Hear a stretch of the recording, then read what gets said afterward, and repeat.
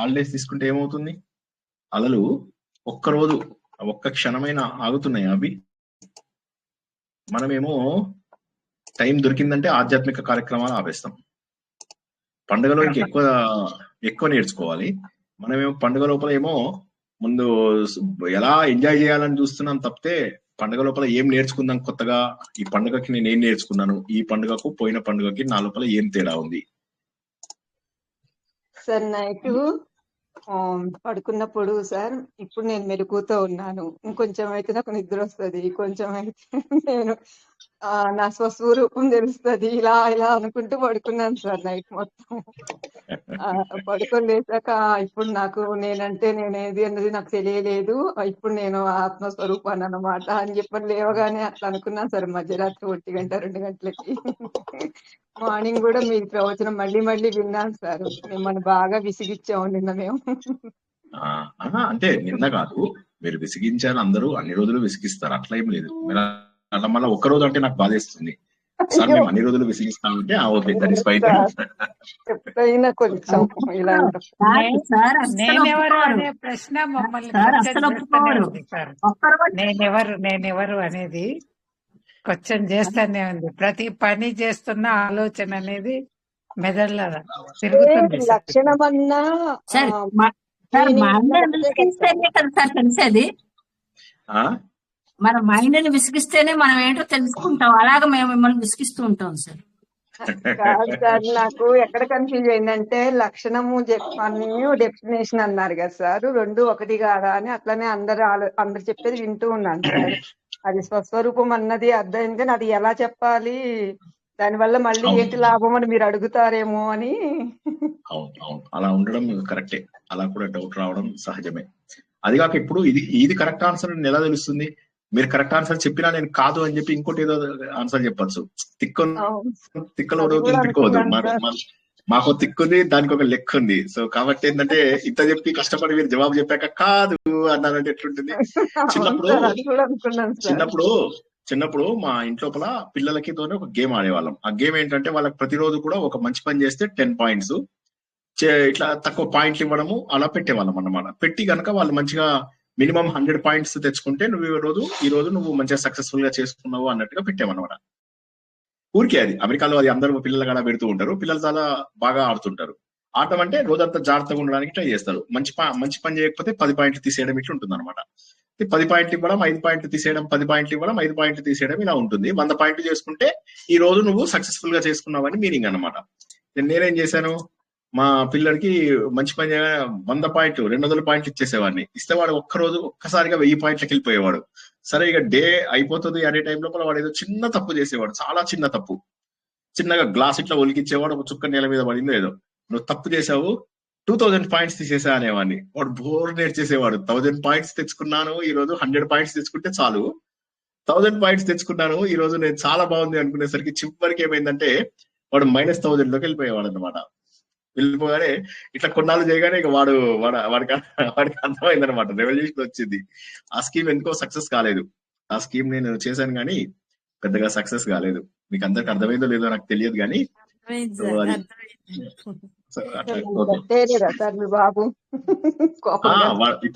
ఇప్పటికి కూడా వాడు అదే అంటాడు, నువ్వు ఆ రోజు అట్లా చేయకుండా 10 పాయింట్లు అందరిలాగా 5 పాయింట్లు 10 పాయింట్లు 2 పాయింట్లు ఇలా పెడితే చాలా బాగుండేది, ఆ స్కీమ్ ఇప్పటికి కూడా నడిపించే వాళ్ళమేమో. కానీ నువ్వేంటంటే ఎంత క్రూరంగా అంటే 100 పాయింట్లు అతి కష్టం మీద వాడు చాలా ఇంటి పని అందరికి హెల్ప్ చేసి అన్ని పనులు చేస్తే వాడికి ఒక 10 పాయింట్లు 20 పాయింట్లు ఇచ్చేవాడిని. వాడు ఏదైనా చిన్న తప్పు చేసాడు అనగానే నువ్వు తప్పు చేసావు 1000 పాయింట్స్ తీసేసుకున్నా, నేను ఇప్పుడు కట్ చేస్తున్నా అంటే డాడీ వద్దు నో 1000 పాయింట్స్ తీసేసా అనేవాడు. బోర్లు ఏడ్చేసేవాడు అన్నమాట. ఎనీవే, అంతరాయ తిమిరోపశాంతయే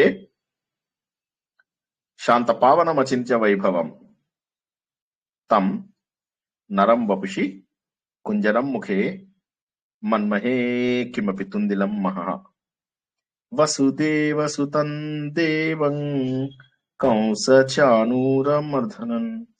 దేవకీ పరమానందం కృష్ణౌ వందే జగద్గురుం. జననీ జన్మభూమిశ్చ స్వర్గాదపి గరీయసి. మాతృదేవో భవ. భగవద్బంధువులకు ఆత్మస్వరూపులకు, సత్యాన్వేషులకు స్వాగతం, సుస్వాగతం. పరమ పవిత్రమైనటువంటి ధనుర్మాసంలో ఆత్మబోధన తెలుసుకుంటున్నాం మనం. అన్నింట్లో ఉన్నటువంటిది ఆత్మబోధనే. ఏ ప్రవచనం చెప్పుకున్నా ఆత్మబోధే. అయితే అది తెలుసుకోవడానికి మనకు ఉన్నటువంటి ఇబ్బంది ఏంటి, మనకు ఉన్నటువంటి కష్టం ఏంటి? జీవితం లోపల ఎవరైనా కూడా ఆత్మబోధ వైపు రావడమే ముందు కష్టము. ఇంట్లోపల తల్లిదండ్రుల నుంచి కానీ, దగ్గర వాళ్ళ దగ్గర నుంచి కానీ ఉపదేశం రాకపోవడం వల్ల వారు ఏంటంటే నాకు కావాల్సింది ఆత్మబోధ అనుకోరు. చాలా మంది ఏమంటారు, మేము దేవుడికి ఎందుకు దండం పెట్టుకోవాలి, మేము ఆధ్యాత్మిక మార్గంలోకి రావాల్సినటువంటి ఆవశ్యకత ఏంటి, మేము మంచిగా ఉంటే లాభం ఏంటి, మేము చెడ్డగా ఉంటాం మా ఇష్టం, మేము మంచిగా ఉంటే సమాజం మాతోటి బాగుందా. సో ఇటువంటి ఆలోచనలతో అందరూ కూడా తప్పుదారిలో వెళ్ళడం అనేటటువంటిది జరుగుతూ ఉంటుంది. దేవుడికి దండం పెట్టడము దేవుడికి ఫేవర్ గా చేస్తున్నామని అనుకుంటూ ఇలాగా తెలిసి తెలియక తప్పులు చేస్తూ చేస్తూ చేస్తూ చేస్తూ జీవితంలో అగాధానికి వెళ్ళిపోతున్నారు అందరూ కూడా. ఇది కాక జీవితంలో నిరాశ, నిస్పృహ, ఎప్పుడు బాధలు, ఎప్పుడూ కూడా మనం నమ్ముకున్న వాళ్ళు మోసం చేయడము, అనుకోని పరిస్థితులు మనకు వెంట రావడము, జీవితం లోపల అన్ని చోట్ల అలిసిపోవడము, నిరాశ, నిస్పృహ, శరీరంలో శక్తి లేకపోవడము, మనస్సుకి శక్తి లేకపోవడము, భయము. ఈ భయం అనేటటువంటిది అన్నిటికంటే డేంజర్. మరి ఇటువంటప్పుడు మనం గుర్తుంచుకోవాల్సినది ఏంటంటే భగవంతుడు మనతోనే ఉన్నాడు. ఆ ఆదిత్యుడిలో ఏదైతే చైతన్యం ఉన్నదో అది నా హృదయంలో కూడా ఉన్నది. భర్గో దేవస్య ధీమహి అన్నప్పుడు అక్కడ, ధియోయోనః ప్రచోదయాత్ ఇక్కడ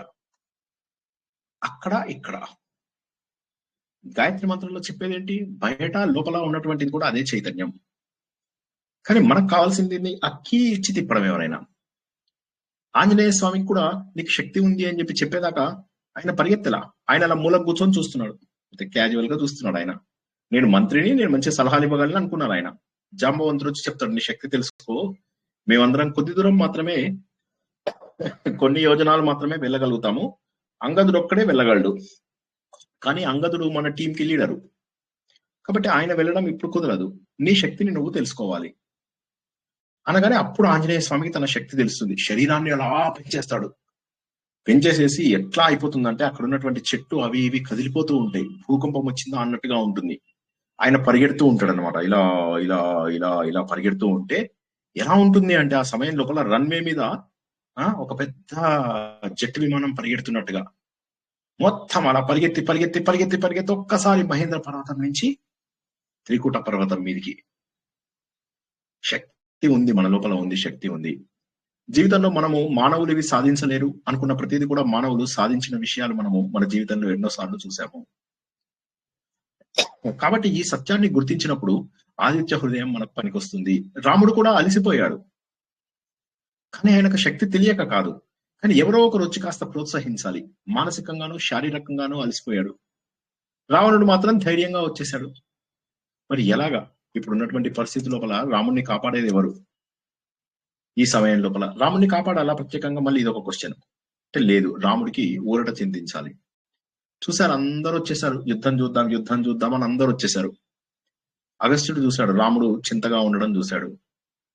తతో యుద్ధ పరిశ్రాంతం సమరే చింతయా స్థితం రావణంచ అగ్రతో దృష్ట్వా యుద్ధాయ సముపస్థితం దైవతైశ్చ సమాగమ్య ద్రష్టుం అభ్యాగతో రణం ఉపాగమ్యాత్ బ్రవీద్ రామం అగస్త్యో భగవాన్ ఋషిః రామ రామ మహాబాహో రామ రామ రామ రామ మహాబాహో శృణు గుహ్యం సనాతనం येन सर्वानरीन् वत्सा समरे विजयिष्यसि आदित्य हृदयं पुण्यं सर्वशत्रु विनाशनं जयावहं जपे नित्यं अक्षयं परमं शिवम्. సర్వమంగళమాంగళ్యం సర్వపాప ప్రణాశనం చింతాశోక ప్రశమనం ఆయుర్వర్ధనం ఉత్తమం రశ్మిమంతం సముద్యంతం దేవాసుర నమస్కృతం పూజయస్య విభస్వంతం భాస్కరం భువనేశ్వరం సర్వదేవాత్మకో హ్యేషః తేజస్వీ రశ్మి భావనః ఏష దేవాసురగణాన్ లోకాన్ పాతి గభస్తిభిః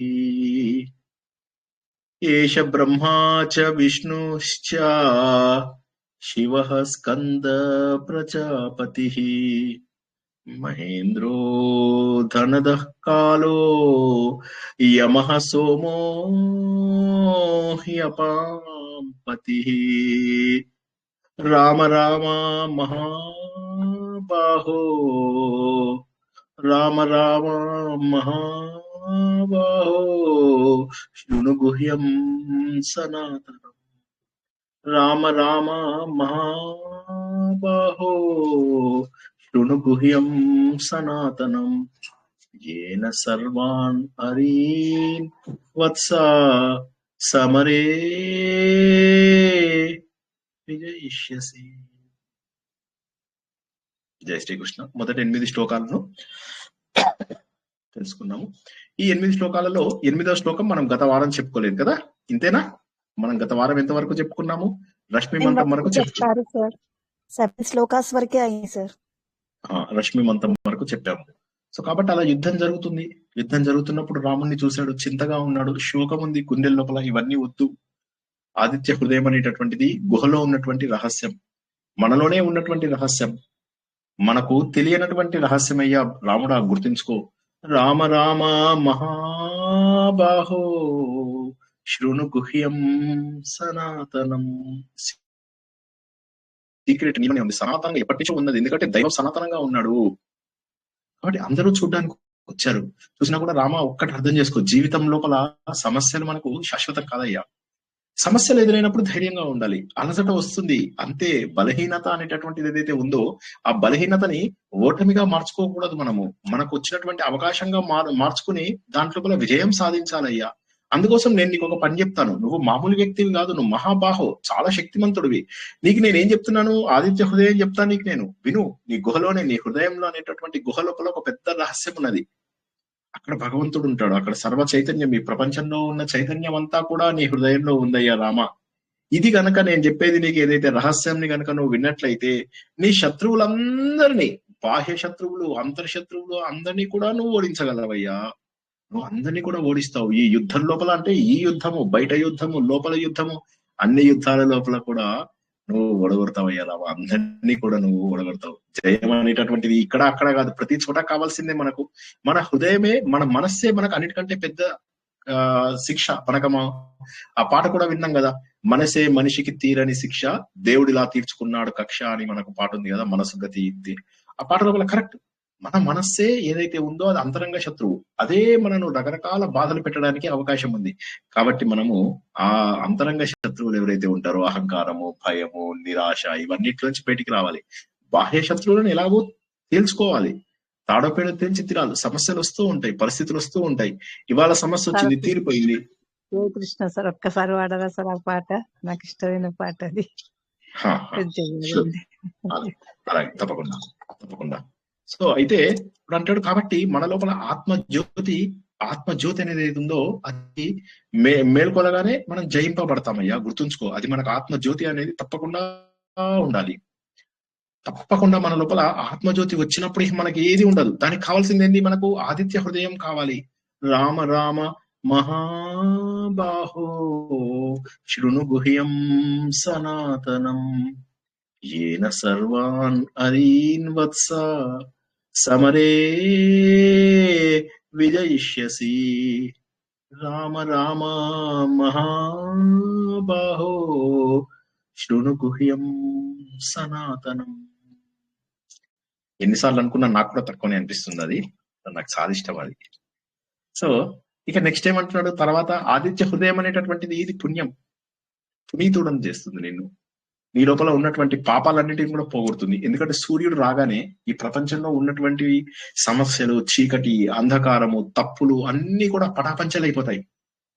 రామా గుర్తించు, సర్వ శత్రు వినాశనం, అన్ని రకాల శత్రువులు నాశనం అయిపోతారు. ఇది నువ్వు నిరంతరము కనుక జపించి చూడు. ఇది ఇందులోపల ఉన్నటువంటి శక్తి ఎంత అంటే ఎప్పటికీ కూడా తరగని నిధి. భగవంతుడి దగ్గర ఉన్నటువంటి శక్తి తరగని నిధి ఇది. ఇది వాడుకుంటే ఇవాళ అయిపోయిందిలే అని అనుకోవడం కాదు. ఇది మంగళకరమైనవన్నీ నువ్వు చెప్పు, ఒక 10 మంగళకరమైన విషయాలు చెప్పు. ఆ 10 మంగళకరమైన విషయాలలో కంటే కూడా ఇది పరమమైనటువంటిది, ఇది ఇంకా గొప్పది. మంచి డబ్బు మంచిది, ఆస్తి మంచిది, మనకు సంతానము, వస్తువులు, ఇవన్నీ మనకు మంగళం కలిగిస్తాయి అనుకుంటావు కదా. వీటన్నిటికీ కంటే కూడా ఇది పరమశివం. కాబట్టి ఆదిత్య హృదయం అనేటటువంటిది ఏంటంటే అక్కడున్న చైతన్యము నా హృదయంలో ఉందని తెలుసుకోవడమే ఆదిత్య చైతన్యము. నా లోపల ఉన్నటువంటి ఆత్మజ్యోతిని వెలికి తీయడము, నేనెవరో తెలుసుకోవడము, చైతన్యం ఎక్కడో లేదు నాలోనే ఉందనే సత్యాన్ని తెలుసుకోవడమే ఆదిత్య హృదయము. ఆదిత్య హృదయం మనకి ఏమిస్తుందయ్యా? విజయాన్ని. ఏం విజయాన్ని ఇస్తుంది? మోక్ష సాధనకై పాటుపడుతుంది. ఎందుకంటే అన్ని అర్థం చేసుకోగలిగేటటువంటి జ్ఞానం ఇందులోపల ఉంది. మనకు జ్ఞానం రావడానికి కావలసినటువంటి కర్మశుద్ధి కూడా ఇందులో జరుగుతుంది. కర్మశుద్ధి అంటే ఏంటి? కర్మయోగం చేయడం. కర్మయోగం వల్ల ఏమవుతుంది? ఇక్కడున్న చెత్తంతా ఇలా పట్టుకొని ఇలా ముద్దలాగా చేసి అలా బయట పడేస్తుంది. ఎందుకని? ఆ ఎండ మన మీద పడగానే యాక్టివ్నెస్. ఎందుకు ఇవాళ నేను చదువుకుందామని కిందికి వెళ్ళాను, కిందికి వెళ్ళగానే సూర్య భగవానుడు ఎంత బాగా అనిపించిందో. సో చాలా సంతోషంగా ఉంటుంది. చలి కొద్దిగా తగ్గింది, ఒక్క పిసరు తగ్గింది. సో అలా తగ్గినప్పుడు ఏమైనా మనకు సూర్యుడిని చూడగానే ఆ సూర్యుడు కిరణాలు మన మీద పడగానే అమ్మయ్య ఎంత బాగుందయ్యా, ఎంత ఆనందంగా ఉంది. సూర్యుడికి ఏం కావాలి చెప్పు?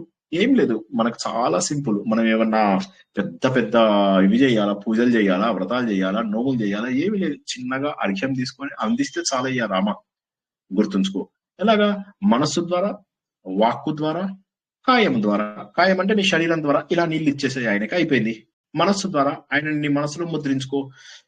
వాక్కు ద్వారా చదువు, నీకు నచ్చినటువంటి సూర్యాయ నమః అనుకో చాలు. 4 చుక్కల నీరు అంతే, కానీ నీకు ఆరోగ్యాన్ని ప్రసాదిస్తాడు, నీకు శక్తిని ప్రసాదిస్తాడు, నీ లోపల కొత్త ఉత్సాహాన్ని నింపుతాడు. సూర్యుడిని చూడని బతుకులు ఎందుకు చెప్పేసి తత్వ విధానంగా అంటుంటారు. అసలు సూర్యుడిని చూడని బతికెందుకు? ఎందుకంటే ప్రత్యక్షంగా ఉన్నటువంటి ఆ దేవుడు వల్ల ఈ ప్రపంచమంతా నడుస్తున్నది తెలిసి కూడా ఆ ఆదిత్యుడు అనేటటువంటి చైతన్యము నీ హృదయము అనేటటువంటి ధ్యాన కేంద్రం, మెడిటేషన్ సెంటర్. ఇది మెడిటేషన్ సెంటర్, అది చైతన్యం. దాన్ని ఇలా ఇందులోకి తీసుకొచ్చేయాలి, అలా గుండెల్లోకి తీసుకొచ్చేసేవయ్యా. నీ హృదయం లోపల చైతన్య జ్యోతిని వెలిగించడమే ఆదిత్య హృదయం. అవిద్య వెళ్ళిపోతుంది నీకు, అంటే అజ్ఞానం వెళ్ళిపోతుంది. ఎందుకు? సూర్యుడినే అన్ని రకాల దేవతలుగా పూజిస్తాం. మళ్ళీ ఇవాళ తెలుసుకుంటాం మనం. సూర్యుడినే మనకు తెలిసినటువంటి ప్రతి దేవత యొక్క రూపంగా గుర్తిస్తాం. కాబట్టి ఏంటి? మనకి ఇన్ని రోజుల పాటు ఉన్నటువంటి అపోహలు, ఇన్ని రోజుల పాటు మనకు ఉన్నటువంటి తప్పుడు ఆలోచనలు అన్ని కూడా ఎగిరిపోతాయి. నెగటివ్ ఫీలింగ్స్ అన్ని కూడా ఎగిరిపోతాయి. సూర్యుడిలో నడువు, ఏం చేయక్కర్లేదు, కాస్త సూర్యుడిని చూసుకుంటూ నడువు. అప్పటి వరకు ఉన్నటువంటి నెగటివ్ భావనలు ఏవైతుంటాయో అవన్నీ కూడా నశించేస్తాయి. జయం అనేటటువంటి స్థితి, అపజయం అనేటటువంటి స్థితి ఎక్కడో లేవు, మన హృదయంలోనే ఉన్నాయి. దాంట్లోపల ఎంతసేపు కూడా అంధకారం నింపుకోకు. ఈ అంధకారం మనంతట మనమే నింపుకుంటున్నాం. సమస్య రాగానే కృంగిపోవడము, ఆనందం రాగానే పొంగిపోవడము. ఇలాగేమైతుందంటే మన ఆనందానికి బయట అందరూ కారణమవుతున్నారు, కానీ కాదు. ఎప్పుడైతే ఆదిత్యుడు నీలోనే అంతర్ముఖంగా దీపం వెలిగించినట్లయితే ఇక నీకు ఇక బయట లోపల ఏం జరిగింది అనేది ఉండదు. ఎప్పుడు కూడా ఆ లోపల స్టెబిలిటీ అనేటటువంటిది ఏదైతే ఉన్నదో ఆ స్టెబిలిటీ వచ్చి ఎప్పటికీ కూడా ఆనందంగా ఉంటావు. ఇది నీకు ఇది మామూలు పుణ్యం ఇవ్వదు, అన్ని పాపములను పోగొడుతుంది. పాపములు అంటే పునీతుడని చేస్తుంది, నీకు పునీతుడని చేస్తుంది. కామ క్రోధ లోభ మోహాలన్నీ పోవడం వల్ల నీకు పునీతుడిని చేస్తుంది. అంతేగాని పాపాలు పోయినాయి అంటే నేను ఎవరినో చంపేశాను పాపం పోయిందా, ఇంకో ఆ పాపం పోదు. అట్లా పాపం, ఆ పాపం కాదు ఇక్కడ అడుగుతున్నది. అన్ని మంగళాలకు మంగళం ఇస్తుంది, ఇది కరెక్టే. ఏ పాపాలు పోగొడుతుంది? సార్ నేను ఏదో తప్పు చేశాను ఆ పాపం పోయినట్టు, అట్లా పోగొట్టదు అది. ఆ పాపం పోగొట్టడం కాదు ఇక్కడ వచ్చేది. పాపాలు అంటే ఏంటంటే మన లోపల ఉన్నటువంటి చెడు వాటిని పోగొడుతుంది. కాబట్టి వాటన్నింటినీ కూడా పోగొట్టేటటువంటి ఇది ఏదైతే ఉందో మన ప్రారంభ కర్మలు మనం అనుభవించేది కూడా మనమే. ఎవ్వరూ అనుభవించారు, మన బదులు ఎవ్వరికీ లేదు, మనం మనదే అనుభవించాలి. కాబట్టి ఆ సూర్యుడు కాంతి లోపల చింత, శోకం అనేటటువంటిది ఏదైతే ఉందో వాటన్నిటిని పోగొట్టుకోవాలి. ఆయుష్ పెరగడము అంటే ఆయుష్ ఏమైనా పెరుగుతుందా? ఆయుష్ పెరగడం కాదు. నీ లోపల చలాకితనం, నీ లోపల ఉత్సాహం, నీ లోపల శక్తి, ఇవన్నీ కూడా ఉండాలయ్యా. అర్థం చేసుకో రామా. చాలా ఆనందకరమైనటువంటిది ఇది. చింత, శోకం అనేటటువంటి ఏవి ఉండవు. అంటే మానసికంగా గాని ఒక్కసారి ఓ బోరున ఏడ్చేయడం కానీ శ్రీనివాస్ స్టూడెంట్స్ లాగా అట్లా ఉండదు. యాంగ్జైటీ అండ్ గ్రీఫ్ రెండు కూడా వెళ్ళిపోతాయి నీకు. నీకు ఇది చాలా ఉత్తమం. ఇంతకంటే మంచిది అనేటటువంటిది ఇంకేది లేదు. అనర్థ భావనలన్నీ కూడా నీ లోపల నుంచి వెళ్ళిపోతాయి. చెడు భావనలన్నీ కూడా వెళ్ళిపోతాయి. ఒకసారి జ్యోతి వచ్చింది అంటే ఇక్కడ ఉన్నటువంటి చీకటి అంతా కూడా తనంతాను తాను వెతుక్కుంటూ వెళ్ళిపోతుంది. అదే విధంగా సూర్యుడితోకి వెళ్ళాము అంటే తెల్లారగానే రాత్రి ఎంతో బాధపడుతుంటాం. ఈ రాత్రి గడిస్తే చాలు, ఈ రాత్రి గడిస్తే తెల్లవారగానే ఎంత పెద్ద ప్రాబ్లం అయినా చిన్నగా కనిపిస్తుంది. రాత్రి నిద్రపోతే సరే, కానీ నిద్రపోకుండా ఒక్కసారి ఊహించుకోండి, మీకు ఏదైనా సమస్య వచ్చింది అంటే రాత్రి నిద్ర పట్టదు. తెల్లవారి సూర్యుడు రాగానే దబదబా మొహం కడుక్కుంటాం. కాస్త మొహం కడుక్కుని అంతా ఇవి చేసేసి బయటకు వచ్చేసరికి కాస్త సూర్యుడిని చూసేసరికి శక్తి వస్తుంది, జీవనంలో ఉత్సాహం వస్తుంది, మనస్సు శక్తివంతమవుతుంది, ప్రాణశక్తి పుష్టిగా ఉంటుంది, మీరు తీసుకునేటటువంటి ఆహారం సరిగ్గా శరీరానికి పడుతుంది. కాబట్టి ఇది మాటలు కాదు, ఇది మాటలు కాదు. ఆయన సూర్యుడు ఏంటంటే చక్కటి కిరణాలతో ఉదయించాడు. మామూలు కిరణాలు కాదు. ఎంత అందంగా ఉన్నాడు చూడాయన. ఇలాగ ఒక్కసారి వస్తున్నాడు కొండల్లోంచి ఒక్కసారిగా ఎల్లటి బింబం వచ్చింది. రాగానే అందరము కూడా అక్కడ పాయింట్ లోపల చూస్తూ ఉంటాం, వ్యూయింగ్ పాయింట్ లో చప్పట్లు కొడుతూ ఉంటాం. సూర్యుడు వచ్చాడు, హీరో. చిరంజీవికి, నాగార్జునకు, కృష్ణకి వీళ్ళెవ్వరికి రాదు అంతా. సూర్యుడి కోసం మాత్రం ప్రపంచ వ్యాప్తంగా వ్యూ పాయింట్స్ ఉంటాయి. ప్రపంచవ్యాప్తంగా సముద్రం దగ్గరికి వెళ్ళండి, అక్కడ వ్యూ పాయింట్స్ ఉంటాయి. క్యానియన్స్ వెళ్ళండి, అక్కడ వ్యూ పాయింట్స్ ఉంటాయి. కుండలు వెళ్ళండి, అక్కడ వ్యూ పాయింట్స్ ఉంటాయి. అడవుల్లోకి వెళ్ళండి, అక్కడ వ్యూ పాయింట్ ఉంటుంది. ఎన్ని రకాలుగా చూస్తాం.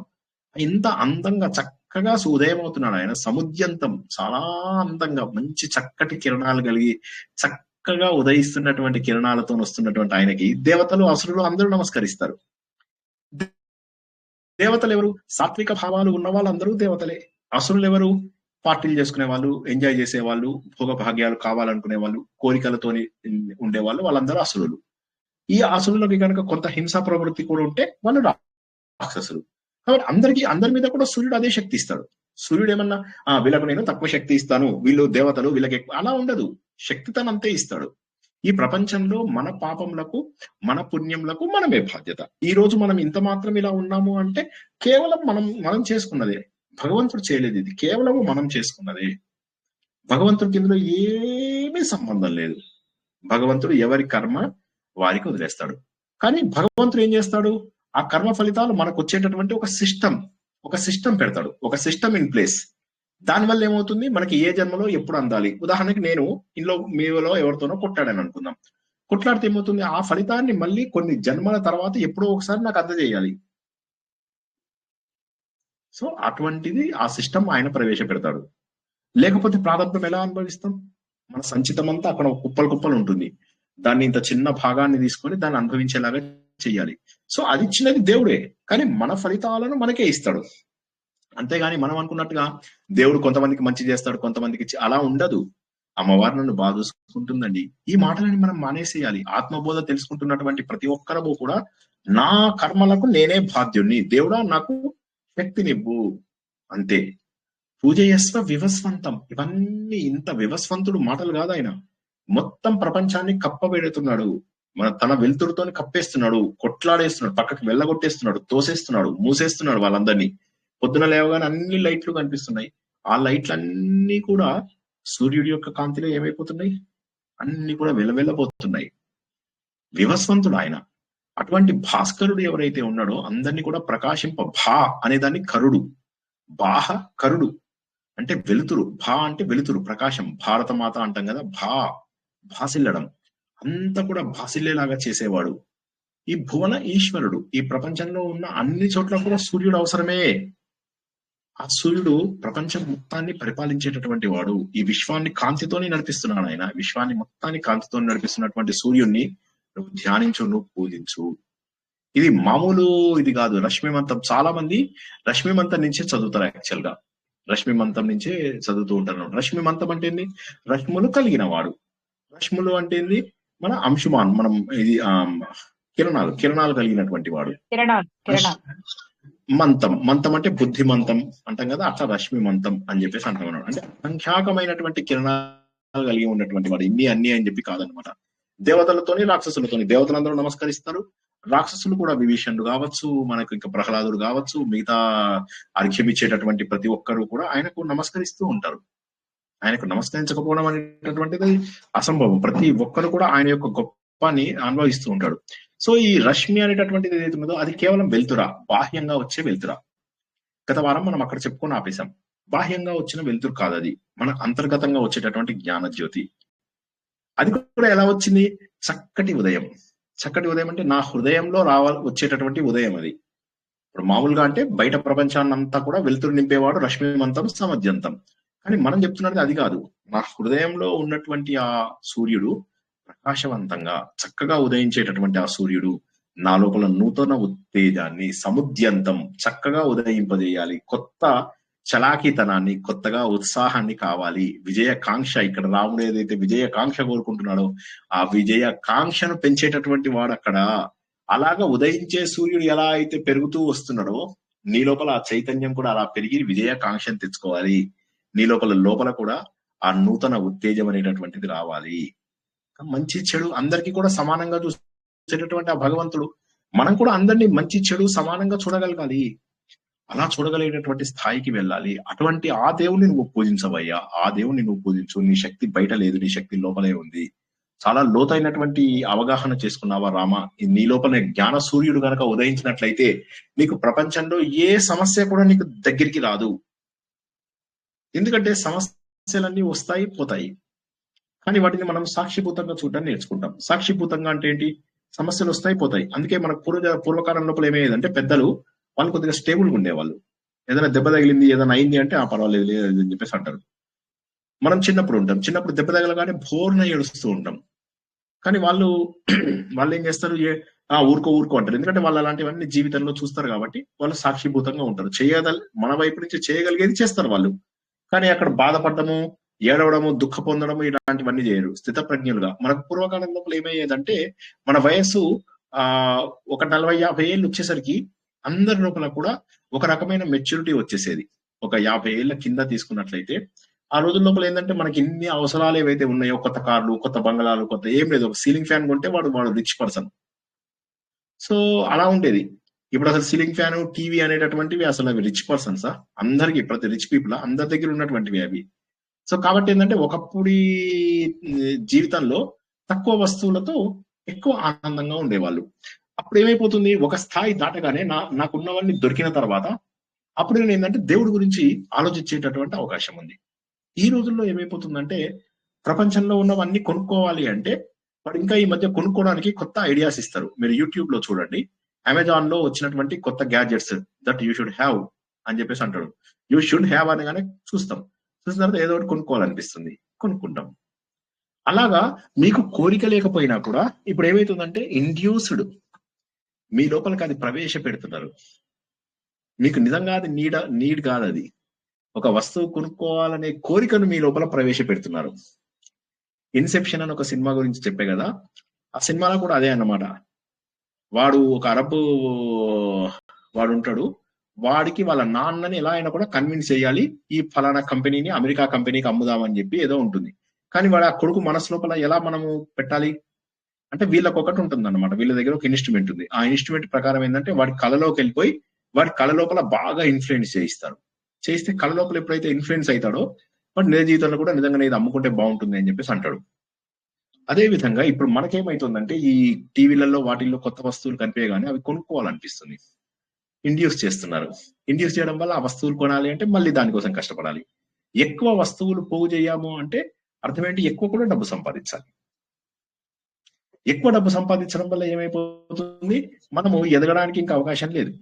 ఇక అక్కడి నుంచి మనం దేవుడి వైపు ఎదగడం అంటే మాక్సిమం ఎక్కువ మంది ఏం చేస్తారో చూడండి.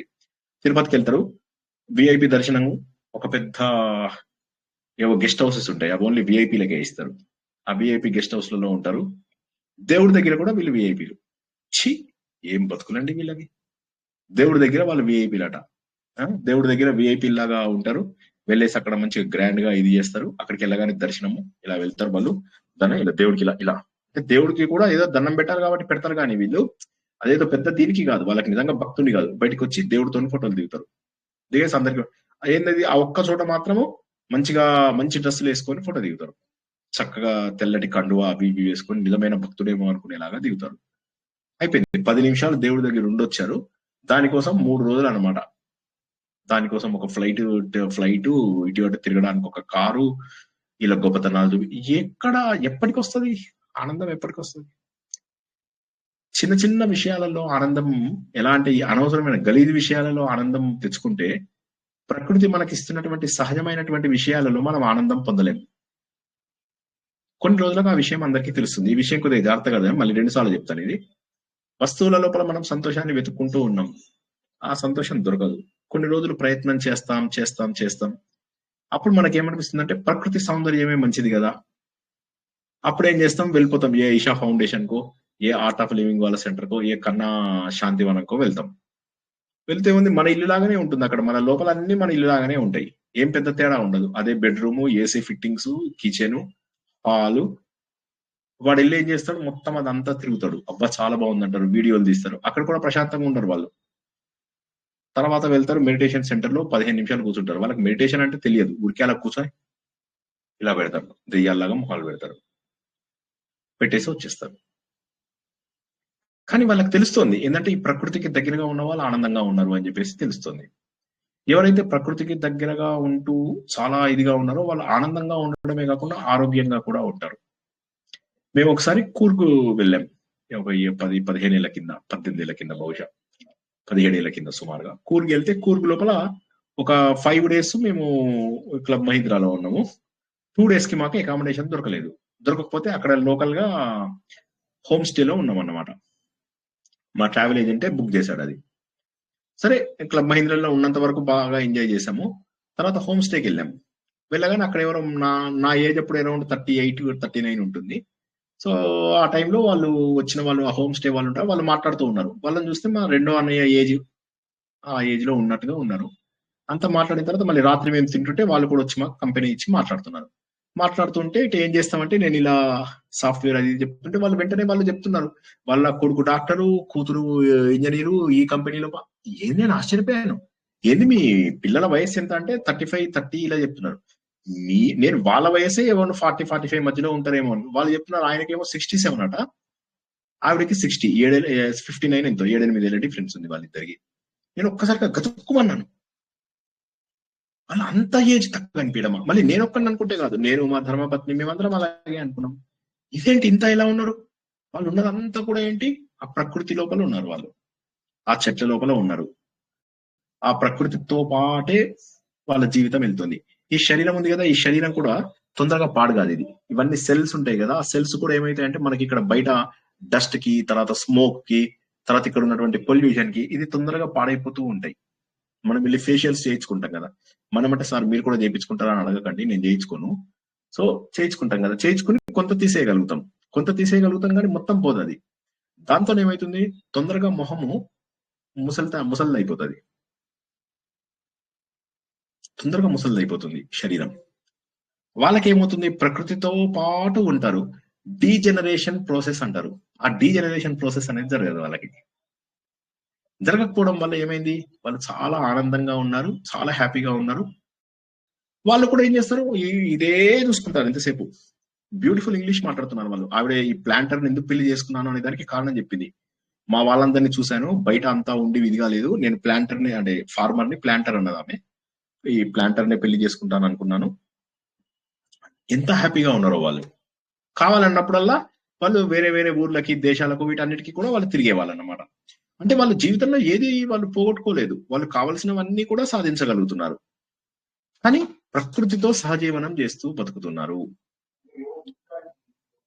అదే విధంగా మనకి ఇంకా చాలా మందిని మీరు చూసుకున్నట్లయితే ఈ హిమాలయాల్లో ఉన్న వాళ్ళు కానీ, వీళ్ళు కానీ, వాళ్ళకి శరీరము ఆ ముడతలు పడ్డము అది ఇది ఉండదు. శరీరంలో ఎంతసేపు డైనమిక్ గా ఉంటారు. మీరు ఇప్పుడు ఉత్తరాఖండ్కి వెళ్ళి చూడండి, వాళ్ళకి బొజ్జలు కూడా ఉండవు. మీకు మనకేమో మంచిగా బొజ్జలు కుంభాలు తిని పడుకుంటాం కదా, బొజ్జలు బాగా వస్తాయి.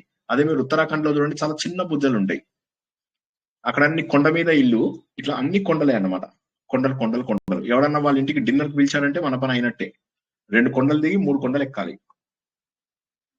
సో మనలాగా ఇట్లా స్ట్రైట్ అంత ప్లేన్ సర్ఫేస్ ఉండదు. మనకంతా ఎక్కడ చూసినా ప్లేన్ రోడ్లు, ప్లేన్ అక్కడ ఉండదు. ఉత్తరాఖండ్ మొత్తం కూడా ఒకవైపు ఏమో కొండ, ఇంకో వైపు లోయ. అయితే లోయలో పడాలి లేదా కొండ కొట్టుకోవాలి. సో కాబట్టి కొండలు దిగడం, కొండలు ఎక్కడం, కొండలు దిగడం, కొండలు ఎక్కడం. ఆ రోడ్లు అవి కూడా అంత బాగోవు. సో అది లోపల వాడు ఎవడన్నా డిన్నర్ కి రావయ్యా మా ఇంటికి డిన్నర్ కి రా అన్నారంటే చచ్చినట్టే.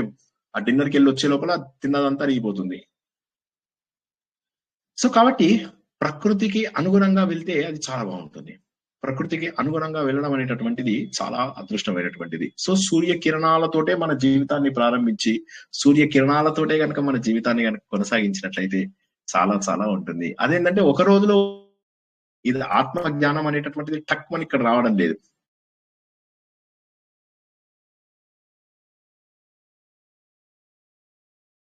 చెప్పడట్లేదు సార్, స్టక్ అయింది.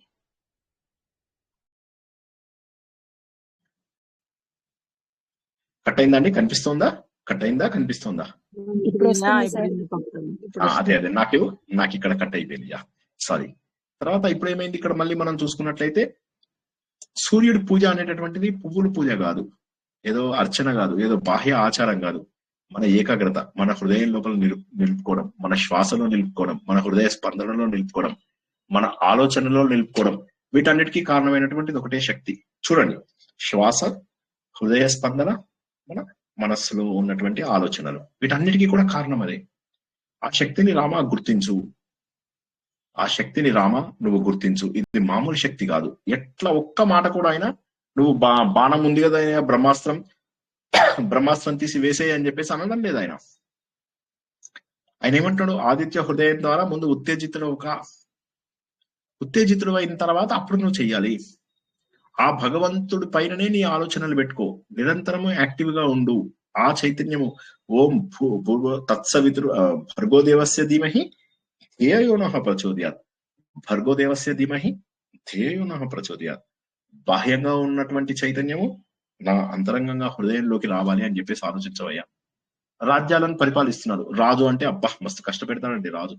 చాలా భయపడుతున్నాం మనం, చాలా శాంతిగా ఉన్నాం, చాలా ఆశతోనున్నాం, చాలా అశాంతిగా ఉన్నాం. ఇవన్నీ కాదు. ఈ ప్రపంచం అంతా కూడా మన ఆలోచనలలోనే ఉంది. మనం ఎలా ఆలోచిస్తే ప్రపంచం మనకు అటువంటి ఫలితాలను ఇస్తుంది. మనం ఏవి ఆలోచిస్తే అటువంటి ఫలితాలనే మన జీవితం అంతా ఇస్తుంది. కానీ సూర్యుడిని కనుక ఉత్తేజం చూసి కనుక ఆయనని చూసి కనుక ఉత్తేజితుడు అయినట్లయితే అప్పుడు నీ ప్రపంచం మొత్తం ఆనందంగా ఉంటుంది. నీ మనస్సంతా కూడా మారిపోతుంది. ఒక కొత్త ప్రపంచంలోకి ప్రవేశము. ఇక్కడ పూజ చేస్తాం అంటే పూజ అయిపోయి తీసుకురావయ్యా పువ్వులు తీసుకురా, నేనేం తక్కువనా, కోట్లు సంపాదించిన ఏమనుకుంటాం, పూలు కిలోలు తీసుకురా, ఆడు పూలు వేస్తాడు, ఇట్లా దేవుడి మీద వేసి పడేస్తాడు. అది కాదు. నా హృదయం లోపల ఈ జ్ఞాన సూర్యుడు ఉదయిస్తున్నాడు. ఆయన యొక్క కిరణాలు నా లోపల భయాన్ని పొగొడుతున్నాయి, నా లోపల చీకటిని పొగొడుతున్నాయి, నా లోపల నాకు ఆయనకు మధ్య ఏదైనా అంతరం ఉంటే ఆ అంతరాన్ని కూడా పొగొడుతున్నాయి అని చెప్పేసి అన్నారు అనమాట. సర్వదేవాత్మకో హేష తేజస్వీ రశ్మి భావన ఏష దేవాసురగణాన్ లోకాన్ పాతిగభస్తిభిః. ఆయన కిరణాలు ఈ ప్రపంచాన్నంతా కూడా పోషిస్తున్నాయి, ఈ ప్రపంచాన్నంతా కూడా పావనం చేస్తున్నాయి, ఈ ప్రపంచాన్నంతటిని కూడా పాలిస్తున్నాయి. తన భావన వల్ల, తన కిరణాల వల్ల ఈ వర్షాలు కురుస్తున్నాయి, తన కిరణాల వల్ల ఈ పంటలు పండుతున్నాయి, తన కిరణాల వల్ల భూమి లోపల ఖనిజాలు వస్తున్నాయి, తన కిరణాల వల్ల మొత్తం సృష్టి. ఈ తేజస్సు అనేది ఏంటి? వెలుతురు, బయట వెలుతురు, లోపల వెలుతురు, ఇవన్నీ కూడా ఆయననే. అనంతమైనటువంటి కాంతి వల్ల ఏమవుతుందంటే ప్రపంచం చీకటి, మన లోపల ఉన్న అజ్ఞానము ఇవన్నీ పోవడమే కాకుండా అందరి దేవతల రూపం ఈయననే. ఇంకా నీకు వేరే దేవత ఉండడని కాదు, నీకు తెలిసినటువంటి అందరు దేవతలనే తీసుకో, ఆ దేవతలందరికీ ఒక సోల్ లాంటి వాడిన, ఒక ఆత్మస్వరూపుడు. ఆయనలో ఉన్నటువంటి లక్షణాలే మిగతా అన్ని చోట్ల ఉన్నాయి. అగ్నిదేవుడు, వాయుదేవుడు, వరుణదేవుడు, వీరందరూ కూడా ఆయన యొక్క అంశలే. ఇంద్రుడి లోపల ఉన్న శక్తి ఇవన్నీ కూడా.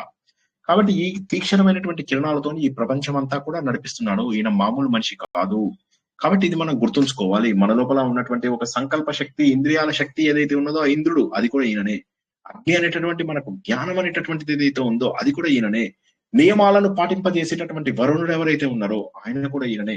వాయువు రూపంలో పైకి కిందికి లోపలికి కిందికి తిరుగుతూ మన ప్రాణాన్ని నిలబెడుతున్నాడో ఆ ప్రాణశక్తి కూడా ఈయననేనయ్యా, రామ గుర్తించు.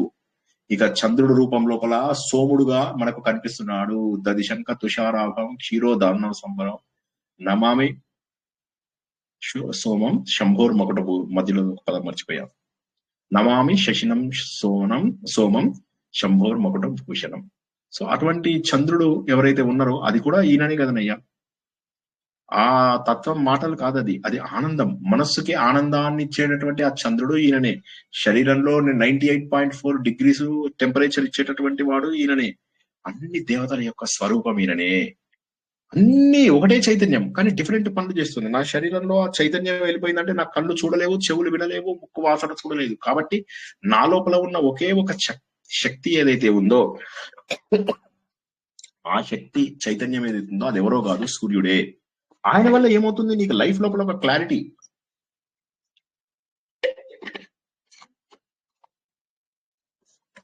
నీ లైఫ్ లోపల క్లారిటీ, నీ లైఫ్ లోపల భయం లేనటువంటి శక్తి, నీ లైఫ్ లోపల కరెక్ట్ డెసిషన్స్ తీసుకునేటటువంటి శక్తి, ఇవన్నీ కూడా తేజస్సుకు సంబంధించింది. తేజస్సు అంటే కేవలం వెలుతురే కాదు.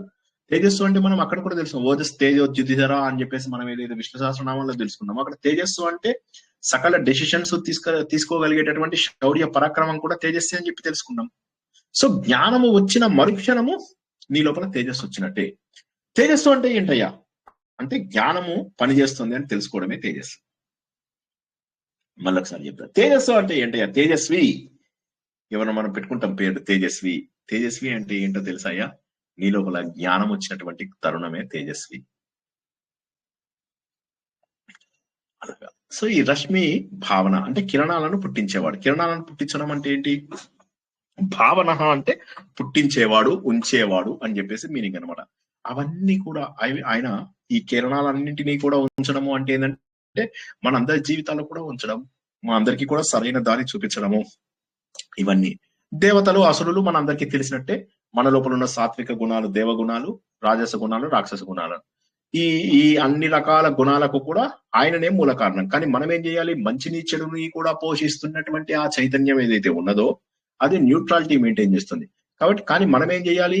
చైతన్యం పక్షపాతం చెయ్యదు కదా. కాబట్టి నేను కూడా నాకు దేవుడిచ్చిన క్వాలిటీ, చాలా మంది అంటుంటారు ఈ మాట, దేవుడిచ్చిందే కదండి సార్ కోపం కూడా, దేవుడిచ్చిందే కదండి సార్ ఆకలి కూడా. తింటాను, ఆకలి ఇచ్చాడు, కుంభాలు మీరు ఇందాక చెప్పారు కదా, బస్తాలు తెస్తాం, కుంభాలు. ఎస్, అదే అన్నమాట. ఇక్కడ వచ్చేది ఏంటంటే బేసికల్ గా మనకు దురదృష్టము, దేవుడు ఇచ్చాడు ఇవన్నీ. కొంతమంది అంటారు దేవుడే ఇచ్చాడు కదండి మనం ఎందుకు తగ్గించుకోవాలి అని. కాదు, దేవుడు ఎన్ని మంచివి కూడా ఇచ్చాడు, అవి మాట్లాడడం. కానీ దేవుడు పక్షపాతం లేకుండా ఉన్నాడు అంటే ఏంటంటే, బాబు నువ్వు కూడా పక్షపాతం లేకుండా ఉండు. నీ లోపల ఉన్నటువంటి రకరకాల లోకాలు ఉంటాయి. మనం గత వారము కొన్ని వందల లోకాల గురించి తెలుసుకున్నాం. ప్రతిదీ ఒక లోకమే. నేను ఆలోచనలలో ఒక లోకంగా ఉన్నాను, స్వప్నంలో ఒక లోకంలో ఉన్నాను, జాగ్రత్త అవస్థలో ఒక లోకంలో ఉన్నాను, ఆఫీస్ లో ఉన్నప్పుడు అదొక వింత లోకం, నేను ట్రిప్కి వెళ్ళినప్పుడు ఇంకొక లోకం. ఇలా రకరకాల లోకాలు మనం ఏమనుకున్నాం, భూలోకం ఉన్నది, ఎస్ ఓకే, భూలోకంలో కాదు. ఇందులోపల మనం ఆలోచనలలో కూడా ఒక లోకం. ఆలోచిస్తూ ఒక్కొక్కసారి ఎంత దూరం వెళ్ళిపోతాం అంటే మనము అవతల వాళ్ళని చంపేయాలి, కొట్టేయాలి అన్నంత దూరంకి కూడా వెళ్తాం. భావోద్వేగాలు, అది కూడా ఒక లోకమే. ఈ అన్ని లోకాలను కూడా నడిపిస్తున్నటువంటిది చైతన్యం ఒక్కటే. అంటే దీని అర్థం ఏంటంటే, నీ శరీరాన్నే కాదు, నీ మనస్సుని, నీ బుద్ధిని కూడా నడిపించేది, ప్రాణాన్ని నడిపించేది. అన్నమయ శరీరం, ప్రాణమయ లోకం, అన్నమయ లోకం, ప్రాణమయ లోకం, తర్వాత మనోమయ లోకం, బుద్ధిమయ లోకం. ఇటువంటివి ఏవైతే మన శరీరాల్లోనే వివిధ భాగాలుగా కోశములుగా ఉన్నవి ఉన్నాయి కదా, ఆ లోకాలన్నీ కూడా నడిపిస్తున్నది ఆయనే. లోకాన్ పాతి అంటే పాహిమాం అంటే కాపాడేవాడు. కాపాడేటటువంటి వాడు ఎవరో తెలుసా? వీటన్నిటికీ కూడా శక్తినిచ్చేటటువంటి వాడు ఆయననే. దేంతో చేస్తున్నాడు ఈ శక్తి అంతా కూడా? తన కిరణాలతోనే పరిపాలిస్తున్నాడు. ఆయన దగ్గర ఉన్నవి కేవలం కిరణాలే. ఆ కిరణాలు గభస్థులు అంటే విస్తరించేటటువంటి కిరణములు. గభస్థులు అంటే విస్తరించేటటువంటి కిరణాలు అన్ని చోట్ల విస్తరిస్తూ అవి మన ప్రపంచం లోపల మన అవగాహనను కూడా మార్చేటటువంటి అవకాశం ఉంది. అటువంటి మహోన్నతమైనటువంటి శ్లోకం. ఇంతవరకు మనం గత వారము తెలుసుకున్నవి. అందులో ఏమైనా క్లుప్తంగా ఎవరికైనా చెప్పాలంటే చెప్పండి, కొత్త శ్లోకం తెలుసుకుందాం. మంచి నిద్ర వస్తుంది సార్, చాలా డీప్ గా స్లీప్ లో వెళ్ళిపోయినాం సార్. మధ్యాహ్నం నిద్రపోలే, మీకు క్లాస్ ఉంటది కదా సార్, అప్పుడు పడుకుందామని ఇక మేము పండుకోలేదు సార్. మంచిగా మీ లేదు క్లాస్ సార్, టైంలో మంచిగా ఉన్నాను సార్. వింటున్నా సార్ సార్, వింటున్నాం. పడుకోలేదు ఏం పండుకోలేదు సార్, వింటున్నాము. అయ్యే సార్ ఇవాళ మధ్యాహ్నం పండుకోలేదు సార్. ఎట్లాగో సాయంత్రం మాకు మంచిగా జోలపాట ఉంటది కదా సార్, జోలపాటలో పండుకుంటాం సార్. సో ఇక్కడ ఏం తెలుసుకుంటున్నామంటే ఉన్నటువంటి ఏదైతే చైతన్యం ఉందో ఆ చైతన్యాన్ని మనం మనలో చూసుకోగలుగుతామా? సాధన ద్వారా చూసుకోగలుగుతాం. చాలా సింపుల్ గా చెప్పాలంటే సాధన ద్వారా చూసుకోగలగాలి. సాధన ద్వారా అంటే ఎవరిపైన సాధన చేయాలి? విష్ణుమూర్తి పైన సాధన చేయాలా? శివుడి పైన సాధన చేయాలా? స్కందుడి పైన సాధన చేయాలా? హరిద్వార్ అని ఏంటమ్మా? పరబ్రహ్మ స్వరూపము ప్రత్యక్ష దైవమైన సూర్యనారాయణుడు. కరెక్ట్. కానీ ఆ మాట చెప్తే జనాలు ఒప్పుకోరు కదా, ఆ మాట చెప్తే జనాలు ఒప్పుకోరు. అందుకోసం అని చెప్పేసి తర్వాత శ్లోకంలో ఏమంటున్నాడు చదవనియండి సార్. ఆ శ్లోకం ఏష బ్రహ్మాచ విష్ణుశ్చ శివ స్కంద ప్రజాపతి మహేంద్రో ధనద కాలో యమః సోమో యపాంపతి. ఇది స్ట్రైట్ ఫార్వర్డ్ శ్లోకము. ఓకే, ఒక్కసారి అర్థం చేసుకోవడానికి ప్రయత్నం చేద్దాం, సరేనా? ఏ పదం అర్థం కాలేదో చెప్పండి. ఇప్పుడు మళ్ళా పద విభజన, కొత్త శ్లోకం కాబట్టి పద విభజన. ప్రతి శ్లోకానికి మనం పద విభజన కూడా చెప్పుకుంటున్నాము. దయచేసి అందరూ పద విభజన రాసుకుంటున్నారని అనుకుంటున్నాను. దీనికి కూడా చూడండి, స్ట్రైట్ ఫార్వర్డ్. ఇందు లోపల మీకు ఏదన్నా కష్టమైన పదాలు అసలు ఏమన్నా కనిపిస్తున్నాయా? ఇది స్ట్రైట్ ఫార్వర్డే ఉంది కదా. ఎస్ ఆర్ నో చెప్పండి, మీకు ఏమన్నా కష్టం ఉన్నాయా ఇందు లోపల? ఏష బ్రహ్మ, ఏష బ్రహ్మ, ఈయన బ్రహ్మ. ఇందులో బ్రహ్మ లోపల ఉన్నటువంటి సృష్టి శక్తి. చ విష్ణు, చ అంటే అవును మరియు విష్ణువు. విష్ణువు అంటే ఎవరు? మన పోషకుడు, స్థితికర్త. శివ, శివ అంటే లయ శక్తి, అంతేనా? స్కంద, స్కంద అంటే ఎవరు? స్కంద అంటే కుమారస్వామి. కుమారస్వామి అంటే ఎవరు? కుమారస్వామి అంటే సైన్యాధిపతి. సైన్యాధిపతి అంటే ఎవరు? మనకు దిశనిచ్చేవాడు. ఈ వ్యూహంలోకి వెళ్ళండి, ఆ వ్యూహం, మీరు శకట వ్యూహం, మీరు చీమల వ్యూహం, మీరు గరుడ వ్యూహం, మీరు పద్మ వ్యూహం, ఇలా రకరకాల వ్యూహాలలో మనల్ని నిర్దేశించేవాడు, వివేకాన్ని చూపించేవాడు, దారి చూపించేవాడు. ఇది మన అంతః ప్రజ్ఞ రూపం లోపల ఉన్నటువంటి వాడు స్కందుడు. ఈయననే శివుడు. శివుడు అంటే ఏంటి? అవసరం వచ్చినప్పుడు మనకు ఆయన, మన ఆలోచనలన్నీ తరిగిపోతాయి, మన బుద్ధి అంతా నాశనం అయిపోతుంది, దేహము పడిపోతుంది, ఆ రూపంలోకి వెళ్ళిపోతాం. ఒకే దేవుడి యొక్క వివిధ రూపాలు ఇవి. ఇప్పుడు మనం ఏమనుకున్నాము? ఒకే దేవుడి యొక్క సాత్విక లక్షణం లోపల విష్ణుమూర్తి, రాజస లక్షణము బ్రహ్మదేవుడు, తామస లక్షణము శివుడు అని చెప్పి తెలుసుకున్నాం. అర్థం కాని వాళ్ళు ఒక్కసారి అడగండి, నేను ఆపుతున్నాను, ప్లీజ్ అడగండి ఎవరన్నా. అంటే సాత్విక లక్షణాలు రాసుకుంటాను. సాత్విక లక్షణాలు అంటే మనం మొన్న చెప్పుకున్నాం కదా భగవద్గీతలో, ఆ లక్షణాలు. సాత్విక లక్షణాలతో వచ్చింది ఎవరు? విష్ణుమూర్తి. రాజస లక్షణాలు అంటే ఏంటి? రాజస లక్షణాలు ఎవరికి ఉండాలి? ఎవరైతే యాక్టివ్ గా సృష్టి చేసేవాడు, యాక్టివ్ గా ఉన్నవాడికి ఉండాలి. అదెవరు? బ్రహ్మదేవుడు. తామస లక్షణాలు అంటే ఏంటి? అందరినీ లయ చేసుకునేటటువంటిది, నిద్ర చేసేటటువంటిది. లయ అంటే ఏంటి? చనిపోవడమేనా? చనిపోవడమేనా అండి లయ అంటే? హలో, లయ అంటే చనిపోవడం. మనం నైట్ గాఢ నిద్రలో మనము లయ అంటే అంతేనా? లయ అంటే ఎవరు తెలియదా మీకు? నిద్రలో సార్, గాఢ నిద్రలో, సుషుప్తావస్థలో గాఢ నిద్రలో లయం జరుగుతుంది సార్ రోజు. కరెక్ట్. లయ అంటే ఎవరు అన్నా? హీరోయిన్ సార్ లయ. సో అప్పుడు ఎట్లా అంటే మనం కొంతమంది చూసి లయలోకి వెళ్ళిపోతాం. లయ అంటే ఒక పద్ధతి ప్రకారం జరిగే విషయము అని కూడా లయబద్ధంగా అంటారు. అంటే ఒక పద్ధతి ప్రకారం జరిగేది అని కూడా లయ అని మీనింగ్ అన్నమాట. సో కాబట్టి ఏంటంటే ఏదైనా కూడా మనకు లయం చేసుకునేవాడు పద్ధతి ప్రకారంగా. ఎవరికి ప్రారంధం తగ్గిపోయింది వాడు తన లోపలికి తీసుకోవాలి. అది శివుడు తత్వం. ఆ తత్వం ఉండకపోతే ఎలాగా? నిద్ర రావాలి, నిద్రలో లయం. సినిమా చూస్తున్నాం, సినిమాలో లయం అయిపోవాలా లేదా చెప్పండి? సినిమా లోపల ఇప్పుడు దురంధర్ లాంటి సినిమా చూస్తున్నారు, మీరు లయం కావాలా వద్దా? అదే విధంగా నువ్వు నాకు నచ్చావు సినిమా చూశారు. ఎన్నిసార్లు చూసుంటాం నువ్వు నాకు నచ్చావు సినిమా? ఒక్కొక్కరు కనీసం 10 సార్లు చూసుంటారు కదా వెంకటేష్ సినిమా. సో ఎందుకంటే అలాంటి సినిమాలలో మనం లీనం అయిపోతాం, లయం అయిపోతాం. సో కాబట్టి ఏదైతే లయం అవుతామో అది కూడా మంచి లక్షణం. భగవంతుడు అంటే ఒకే దాని మీద కాన్సన్ట్రేషన్ ఉంటది కదా సార్, అందుకే కదా. వినిపించట్లేదు సార్, స్టక్ అయింది సార్.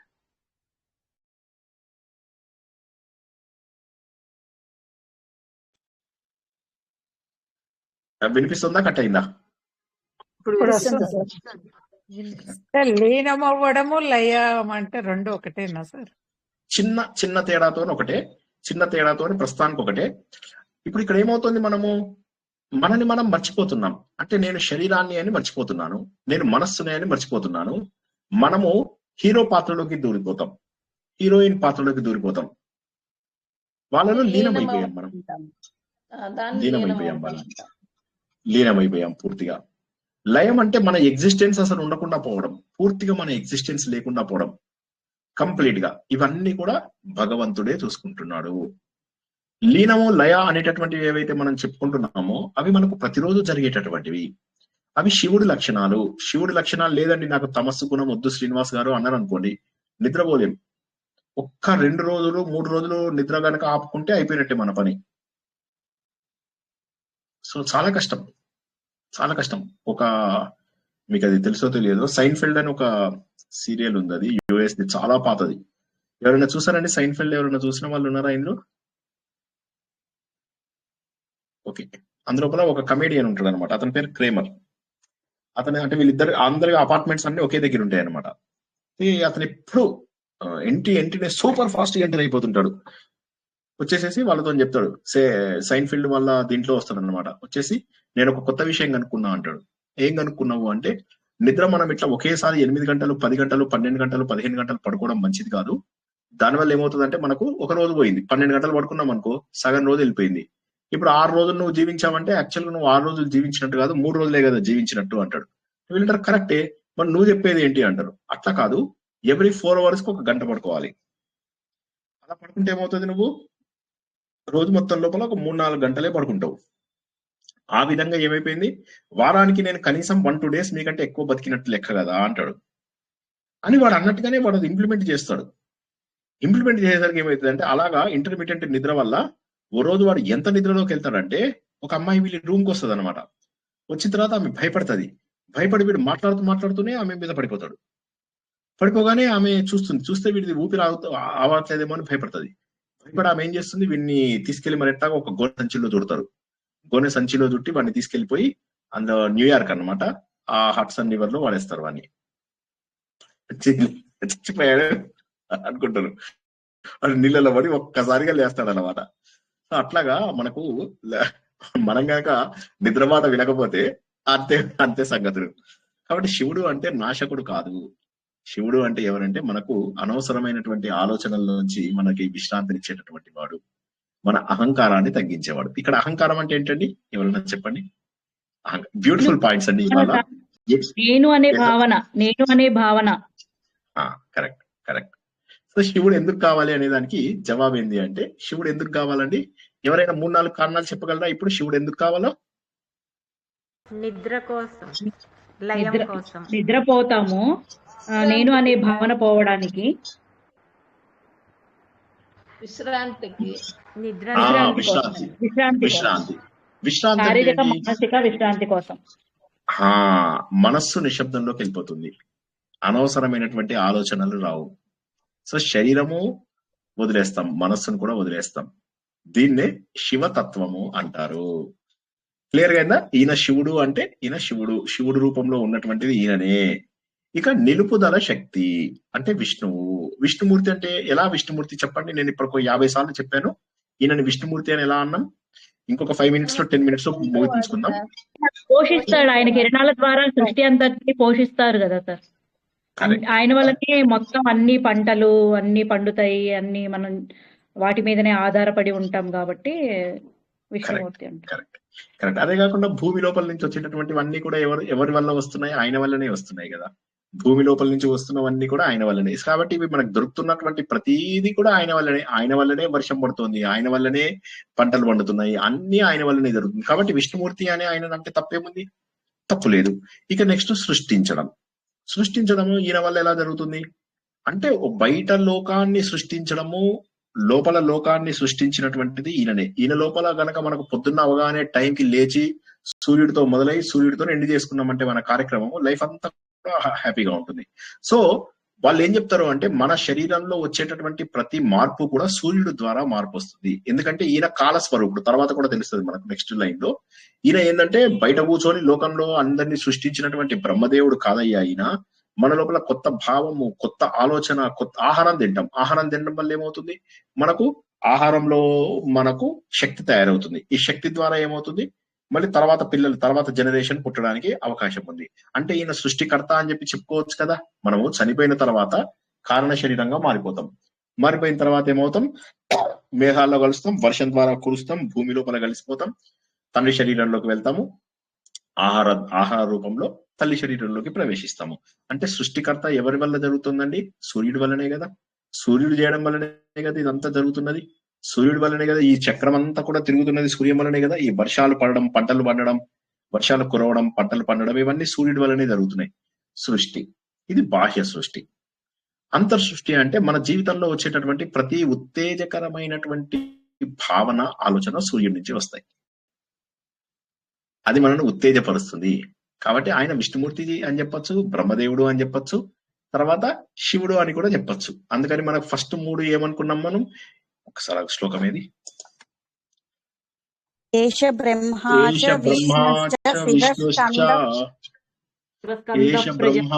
చ విష్ణుశ్చ శివః స్కందః ప్రజాపతిః మహేంద్రో ధనదః కాలో యమః సోమో హ్యపాంపతిః. సో ఈయన బ్రహ్మ శివుడు అనడంలో మనకు ఎటువంటి సందేహము లేదు. మనకు ఈయన బ్రహ్మ శివుడు అనడంలో, కాకపోతే ఏమైందంటే ఈ బ్రహ్మ విష్ణు శివుడు ఇవన్నీ కూడా తర్వాత రోజుల లోపల, ఇది తత్వవేదానంద గారు చాలా బాగా చెప్పారు దీని మీద. చాలా తర్వాత రోజుల లోపల ఏమైందంటే 1200 ఆ టైం లోపల రామానుజ వచ్చారు. వచ్చేసి ఆయన ఏంటంటే అద్వైతానికి వ్యతిరేకంగా నేను తీసుకురావాలి అనుకున్నారు, తీసుకొచ్చారు. కాన్సెప్ట్స్ అన్ని బాగున్నాయి, కానీ విష్ణుమూర్తిని పైకి తీసుకొచ్చేసారు ఆయన. ఇవన్నీ విష్ణుమూర్తిని పట్టుకుంటానే అవుతాయి. శివుడు అంటే శివుడు రామ రామ రామ రామ అని చెప్పేసి ప్రార్థించడం తప్ప శివుడికి ఏమీ చేత కాదు. వైష్ణవులు శివుడు రామేశ్వరంలో ఆ టెంపుల్ కట్టాడనే దాన్ని వాళ్ళు ఒప్పుకోరు. వాళ్ళు అంటారు కానే కాదంటారు. మరి రాముడు శివుడిని పూజించడం ఏంటి అంటారు వాళ్ళు. సో ఈ విధంగా 1200 నుంచి వాళ్ళు స్టార్ట్ చేసేసారు, వైష్ణవ అని చెప్పి స్టార్ట్ చేశారు. చేయగానే ఏమైపోయింది, దానికి ఎగెనిస్ట్ మరి శైవులు ఊరుకుంటారా, వాళ్ళు కూడా స్టార్ట్ చేశారు. 1400 ఆ టైం లోపల, 1400-1500 టైం లోపల శైవిజం స్టార్ట్ అయింది. బాగా ఘోరంగా వాళ్ళు ఎలాంటి అంటే కొట్టుకొని చంపుకునేదాకా తీసుకెళ్లిపోయారు. శత్రుత్వాలు ఏ రేంజ్ లో అయినా. మధ్య లోపల ఏం చేశారు, అటుపోయి ఇటుపోయి బ్రహ్మదేవుని వదిలేశారు. బ్రహ్మదేవుని వదిలేసేసి శివుడు అనేదాన్ని, విష్ణువు అనేదాన్ని కొట్లాడుకుంటూ భేద భావన సృష్టించారు. జనాల లోపల భేదం సృష్టించారు, కులాల లోపల భేదం సృష్టించారు, వర్ణాలలో భేదం సృష్టించారు. ఇద్దరిని పూజించే వాళ్ళు ఉండేది చాలా తక్కువైపోయారు. తగ్గిపోయి ఏమైంది, ఇద్దరిని పూజించే వాళ్ళు ఉన్నా కూడా దొంగతనంగా పూజించడం మొదలెట్టారు. ఇప్పుడు ఏమైంది, వాళ్ళు గుర్తించడం లేదు. అయ్యో రామ, ఇవి గుణముల ద్వారా డిఫరెంట్. సాత్విక గుణం ఉన్నప్పుడు విష్ణుమూర్తి, తామస గుణం ఉన్నప్పుడు శివుడు. కొంతమంది ఒప్పుకున్నారు. ఎవరు ఒప్పుకున్నారు, వైష్ణవులు ఒప్పుకున్నారు. మా శివుడు మంచోడు, సాత్వికుడు, శివుడు తామసుడు అని. మళ్ళా ఉల్టా, తామసం అంటే అక్కడ మంచి లక్షణం, ప్రతి ఒక్కరిలో తప్పక ఉండాల్సినవి 3 గుణాలు. కానీ మళ్ళా ఏమైపోయింది, దేవుడు అనే దానికి ఒక రూపం ఇచ్చేశారు. ఇప్పుడు వేదకాలం లోపల రూపాలు లేవు, కానీ వేదకాలం నుంచి పురాణ కాలం వచ్చేసరికి ఏమైపోయింది అనేసరికి రూపాలు ఇచ్చేశారు. రూపాలు ఇచ్చేసి వారిద్దరి మధ్య లోపల భేదాలు తీసుకొచ్చేశారు. కాబట్టి ఏంటి, ఇప్పుడు వీళ్ళు చేసే దగ్గర ఏమైపోయిందంటే కొట్లాటలు స్టార్ట్ అయిపోయాయి. ప్రతి చోట కూడా మా దేవుడు గొప్ప అని చెప్పేసి. నిజం చెప్పాలంటే ఈవెన్ రామాయణం ఆ టైంకి కూడా ఈ శివకేశవుల భేదం లేదు. ఇప్పుడు బాగా వచ్చేసాయి భేదాలు. ఇప్పుడు కొంతమంది శివకేశవులు ఒకటే అన్నప్పటికీ కూడా ఎవరు యాక్సెప్ట్ చేయరు. ఎవరైనా పొరపాటున అన్నా కూడా వాళ్ళ మనసులో వాళ్ళు శైవులైతే శైవుల వైపు వెళ్ళిపోతున్నారు, వైష్ణవులైతే అసలు శైవుల మాట వినరు. మీకు అది హరిద్వార్ ఉంది కదా, దాన్ని యాక్చువల్ గా మాయాపురి అంటారు. మాయాపురి అంటే మాయాదేవి టెంపుల్కి వెళ్ళారండి అందరూ హరిద్వార్ లో? వెళ్ళాం సార్. సో ఆ మాయాపురి, ఆ ఊరి పేరు ఆ మాయాదేవి టెంపుల్ ఉండడం వల్ల దానికి మాయాపురి అని పేరు వచ్చింది. సరే, మాయాపురి అని పేరు వస్తే దాన్ని మెల్లమెల్లగా ఏం చేశారు, గంగాద్వార్ అని చెప్పారు. అక్కడికి గంగాదేవి వచ్చింది అని. దాన్ని ఎక్కడి నుంచి వచ్చిందో మార్పు, దాన్ని హరిద్వార్, హరద్వార్ అని 2 పేర్లు వచ్చేసాయి. కొంతమంది హరిద్వారము అంటారు, కొంతమంది హరద్వారము అంటారు. హరి అంటే విష్ణుమూర్తి, హర అంటే శివుడు. అయిపోయా, మళ్ళీ అక్కడ కూడా గొడవలు వచ్చేసాయి.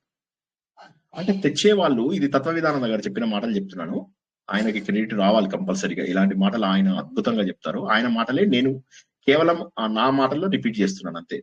సో హరిద్వార్ హరద్వార్ అనేది ఇది నాకు ఆల్రెడీ తెలిసినా ఆయన చెప్పింది చాలా బాగుంది. ఇలాగ భేదం తీసుకొచ్చేసేసారు. దేవుణ్ణి ఒక మానవీకరణ అని చెప్పేసి మనిషిలాగా మార్చేశారు. మనిషిలాగా మార్చేసేసి మనలో ఏ విధంగానైతే భేదాలు ఉన్నాయో, ఆడ మొగ కుటుంబాలు, తల్లి కూతురు, అలాగే దేవుళ్ళకు కూడా కులాలు ఇచ్చేశారు. దేవుళ్ళకు కూడా రకరకాల మతాలు ఇచ్చేశారు. దేవుళ్ళందరినీ కూడా గ్రూపులుగా విడదీసేశారు. వాళ్ళకు రూపాలు ఇచ్చారు. ఇచ్చి మీ దేవుడు, కొంతమంది వైష్ణవులు నేను అనడం చూసాను తెలుసా, శైవులని ఎంత ఘోరంగా ఎన్ని మాటలు అంటారో. సో అలాంటి మాటలు అనడం కూడా విన్నాం మనం. మీరు కూడా చాలా మంది వినుంటారు. ఇప్పటికీ కూడా వైష్ణవులు మీ ఇంటికి వచ్చి ఏమన్నా పూజలు చేయిస్తారు. సార్ ఇంతకుముందు వీసా వాడేవాళ్ళు కదా, వీసా అంటే శివ అని వస్తుంది అన్నను కూడా అన్నది ఇప్పటికి కూడా ఉన్నారు సార్ అట్లాంటి. నిజం చెప్పాలంటే ఈశా అంటే ఈశ్వరుడు, అందరికీ ఈశ్వరుడే. ఇప్పుడు భర్త ఎవరు, పతి పరమేశ్వర్ అంటారు. అంటే మన అక్కడ శివుడు అని మీనింగ్ కాదు, అందరికీ ఈశ్వరుడు, జగదీశ్వరుడు, లోకేశ్వరుడు. ఏంటో ఈశ్వరుడు అంటే పాలకుడు, రాజు అని మీనింగ్. దాన్ని కూడా వాళ్ళు వైష్ణవులు యాక్సెప్ట్ చేయడం. ఇది ఒక్కటే అర్థం చేసుకునేది ఏంటంటే, అలలని సృష్టించేది ఎవరండి? హలో, అలలని సృష్టించేది ఎవరు? దేవుడే. అలల్ని నిలబెట్టేది ఎవడు? దేవుడే, సూర్యుడే. అలల్ని తనలో కలుపుకునేది ఎవరు? దేవుడే. ఈ దేవుడు ఎవరు? సముద్రం. సముద్రంలోనే పుడుతున్నాయి, సముద్రంలోనే పెరుగుతున్నాయి, సముద్రంలోనే కలిసిపోతున్నాయి. ఎంతమంది దేవుళ్ళు ఉన్నారండి అక్కడ? ఒక్కడే సముద్రుడు అనుకుందాం. కొద్దిసేపటికి సూర్యుడు పక్కన పెట్టి సముద్రంలోనే ముగ్గురు కలిసిపోతున్నారు కదా. అందులోనే అలా ఉదయిస్తుంది, అందులోనే అలా లయమైపోతుంది, అందులోనే అలా కొద్దిసేపు ప్రయాణం చేస్తుంది. అలా ఎలా ప్రయాణం చేస్తుందండి? మేము మద్రాసులో ఇన్ఫోసిస్ లో నేను జాయిన్ అయిన కొత్త లోపల ప్రతిరోజు బిసెంట్ నగర్ బీచ్కి వెళ్ళే వాళ్ళం. ఎవరు ఉండేవాళ్ళు కాదు ఆ బీచ్ లోపల, జస్ట్ ఆ సముద్రపు హోరు వింటూ ఉండేవాళ్ళం. అలా ఎంత ఆనందంగా ఉండేదో ఆ బీచ్ లోపల కూర్చొని అలా సముద్రపు హోరు. ప్రతిరోజు వెళ్ళే వాళ్ళం. ఆఫీస్ నుంచి రావడము, మళ్ళీ వెంటనే బీచ్కి వెళ్ళిపోయి కూర్చొని అట్లాగా బీచ్ లోపల కూర్చొని అది చూస్తుంటే ఆశ్చర్యం వేసేది. అలా అయిపోయింది. ఆ అల ఇక్కడికి వచ్చాక ఇంకా కామ్గా అయిపోతుంది సముద్రం అనేసరికి అక్కడి నుంచి దూరంగా కనిపిస్తుంటుంది, ఒక అల ఫామ్ అయ్యి కనిపిస్తుంటుంది. అది ఇలా ఇలా ఇలా ఇలా ఇలా ఇలా వచ్చేస్తుంది దగ్గరికి. అది నాకు ఎంతో ఆశ్చర్యం అనిపించేది. ఎట్లా వస్తున్నాయి ఇవి? ఒక అల తర్వాత ఇంకో అల, ఇంకో అల తర్వాత ఇంకో అల, ఎలా వస్తుంది? అది కూడా అలా సూపర్ ఫాస్ట్ స్పీడ్ గా. శ్రీనివాస్ స్టూడెంట్స్ గనక టీ కోసం, కాఫీ కోసము ఎలాగో ఎక్కడైనా బ్రేక్ ఇచ్చారు, టీ కాఫీ కోసం బ్రేక్ ఇచ్చారంటే ఎట్లా ఉందో, అవతల తొక్కుంటూ తన్నుకుంటూ వెళ్ళి ముందు వాళ్ళ చిన్న కప్పు, ఇంతే కప్పు, ఆ కప్పు నింపుకోవడానికి ఎలా వెళ్తారండి మీరు? ఆ స్పీడ్ లో అలలు వస్తాయి. అవతల వాడు ఏమైపోయినా సరే, ఇప్పుడు నా చేతిలో కప్పులో కాఫీ ఉండాలన్న స్పీడ్ లోపల అలా అంత స్పీడ్ గా వచ్చేస్తుంది. వచ్చి ఒడ్డును చేరుకొని ఏమైపోయిందో తెలియదు. కాబట్టి ఒకే శక్తి, ఈ ప్రపంచంలో ఉన్నటువంటిది ఒకటే శక్తి. అదే తనను పుట్టిస్తూ, కలుపుతూ, తన లోపల నడిపిస్తూ ఇవన్నీ చేస్తున్నది. ఆ శక్తే మన శరీరంలో ఉన్నటువంటి, మన జీవులందరి లోపల ఉన్నటువంటి ఇంద్రియాలన్నిటికీ, వాటికి వ్యాపారాలన్నీ చేస్తున్నటువంటిది ఒకటే శక్తి. అంతేగాని శివుడికి ఒక శక్తి, ఆయన కుమారుడికి ఒక శక్తి, వీళ్ళకొక శక్తి, వాళ్ళకొక శక్తి, ఇన్ని శక్తులు కాదు. ఒకే శక్తిని వివిధ రూపాలలో స్కంధధర అని చెప్పేసి మనం తెలుసుకున్నాం విష్ణు సహస్రనామం లోపల. స్కంధుణ్ణి ధరించేవాడు కూడా విష్ణుమూర్తే. విష్ణువు అంటే సర్వత్రా వ్యాపించినవాడు, సర్వత్రా వ్యాపించినవాడు సూర్యుడే. సో కాబట్టి ఏంటంటే వీళ్ళందరూ వేరువేరు దేవుళ్ళు కాదు. పెళ్లిళ్ళు చేయడాలు దేవుళ్ళకి ఎంత దారుణం చెప్పండి. అది కూడా ఇంకా పెళ్లిళ్ళు పోని ఏదో మనకు తెలిసిన భార్యలతో చేస్తే వేరు. వాళ్ళు ఏంటంటే కొత్త కొత్త భార్యలని, ఆంజనేయ స్వామికి పెళ్లి చేస్తారు, గణేష్ కి పెళ్లి చేస్తారు. మళ్ళీ మనం అందరం పోయి ఆ తాలికి దండం పెట్టుకోవాలి. నాకు శ్రీరామనవమి నాడే తాలికి దండం పెట్టాలంటే సిగ్గు అనిపిస్తుంది. అట్లాంటిది మన దేవుళ్ళకు పెళ్లిళ్ళు చేయడం ఏంటండి? అసలు మనుషులాగా మార్చేయడమా? ఒక సర్వశక్తివంతులైనటువంటి వాళ్ళని. అమ్మవారు ఊడవడం మొదలెట్టింది. ఇల్లు కుమారస్వామి అలిగి వెళ్ళిపోయాడు కదా, ఊడుస్తున్నాడు. అప్పుడు మరి శివుడు ఊరుకుంటాడా? ఆయన బయటికి వెళ్ళి బకెట్ లో బావి దగ్గర నీళ్లు నింపాడు. ఆ నీళ్లు నింపి తీసుకొని వస్తే ఈయన పోస్తున్నాడు, ఆవిడ తుడుస్తోంది. ఈయన పోస్తున్నాడు, ఆయన తుడుస్తుంది. ఏమిటండి ఇది? దేవుళ్ళని మనుషుల స్థాయికి ఇది చెప్పడానికి ఏం తెలివితేటలు కావాలి? వాళ్ళకి వాగ్దాటి ఉంటే చాలు. వాళ్ళకి అది పాండిత్యం. అది వాగ్దాటి ఇలా ఇలా అబద్ధాలు చెప్పుకుంటూ జనాలని మోసం చేసుకుంటూ ఎన్ని రోజుల పాటు గడుపుతారు, పబ్బం గడుపుతారు? ఎన్ని రోజుల పాటు మనం జనాలను అమాయకత్వంలో ఉంచాలి? ఎన్ని రోజుల పాటు జనాలను మనం బానిసల్లాగా ఉంచాలి? సర్వత్రా ఉన్నటువంటి శక్తి బాబు నీలోనే ఉంది. అనంత శక్తి రూపమైనటువంటి పరమాత్మ ఈ జగత్తు లోపల వివిధ రూపాలలో ప్రకటితమవుతున్నాడన్నటువంటి శక్తిని ఎందుకు తెలుసుకోలేదు సార్? దాన్ని ఎందుకు తెలుసుకోలేకపోతున్నాం మనము? భగవంతుడిని నువ్వే తల్లివి నువ్వే తండ్రివి అన్నావు అంటే ఏంటండి? నువ్వే తల్లివి నువ్వే తండ్రివి అంటే మీరు జెండర్ మార్చేసినట్ట దేవుడికి? తల్లివి నీవే తండ్రివి నీవే. ఇప్పుడు ఏమైంది నాకు చెప్పండి? ఒకే దేవుడిని తల్లి తండ్రి ఎట్లా చేశారండి మీరు? జెండర్ మార్చేసినట్ట? హలో, నిద్రపోయారు. చాలా డీప్ గా ఏం లేదు అల్లం సార్. కరుణించే దైవము నీవే అని వస్తుంది కదా సార్ పనుల తర్వాత. ద్వారా సార్ పెంచే ఆ మూడో లైన్ లో మీనింగ్ చెప్పాడు. చల్లగా కరుణించే దైవం నీవే అంటే దైవం అనేవాడికి జెండర్ లేదు అని చెప్పి చెప్పడం ఆ మూడో లైను. తల్లి తండ్రి కాదు అక్కడ. తల్లి అంటే నువ్వు మమ్మల్ని అందరినీ కూడా ప్రేమగా చూసుకుంటున్నావు, తండ్రి అంటే నువ్వు మమ్మల్ని బాధ్యతగా చూసుకుంటున్నావు అని మీనింగ్ అక్కడ. అంతేగాని స్త్రీ రూపాలు దేవుళ్ళకి పురుష రూపాలు ఇవ్వడం మనకు అర్థం చేసుకోవడం కోసం మంచిదే, తప్పులేదు. తప్పక అర్థం చేసుకోండి. విగ్రహ రూపాల లోపల మనం దేవుని పూజించాలి, మనకు చక్కగా ఉండాలి. అన్ని చోట్ల ఉన్నటువంటి భగవంతుడు విగ్రహంలో కూడా ఉన్నాడు. విగ్రహారాధనకు మనం వ్యతిరేకం కాదు, కానీ దేవుళ్ళని మనిషి స్థాయికి దింపడం. దేవుళ్ళ లోపల కోపం ఉంది, ద్వేషం ఉంది అంటారు. మళ్ళీ ఇక్కడేమో త్రిగుణాతీతుడైనటువంటి ఓ దేవా అని అంటాం. త్రిగుణాతీతుడైనప్పుడు నీకు కోపం ఎక్కడి నుంచి వచ్చాయి? దేవుడికి షడూర్ములు ఉండవు అని చెప్పి మనం అశోక అని మొన్న తెలుసుకున్నాం. అశోక అన్నప్పుడు షడూర్ములు ఉండని వాడు. మరి షడూర్ములు ఉండనటువంటి దేవుడికి కోపం ఎక్కడి నుంచి వచ్చిందండి?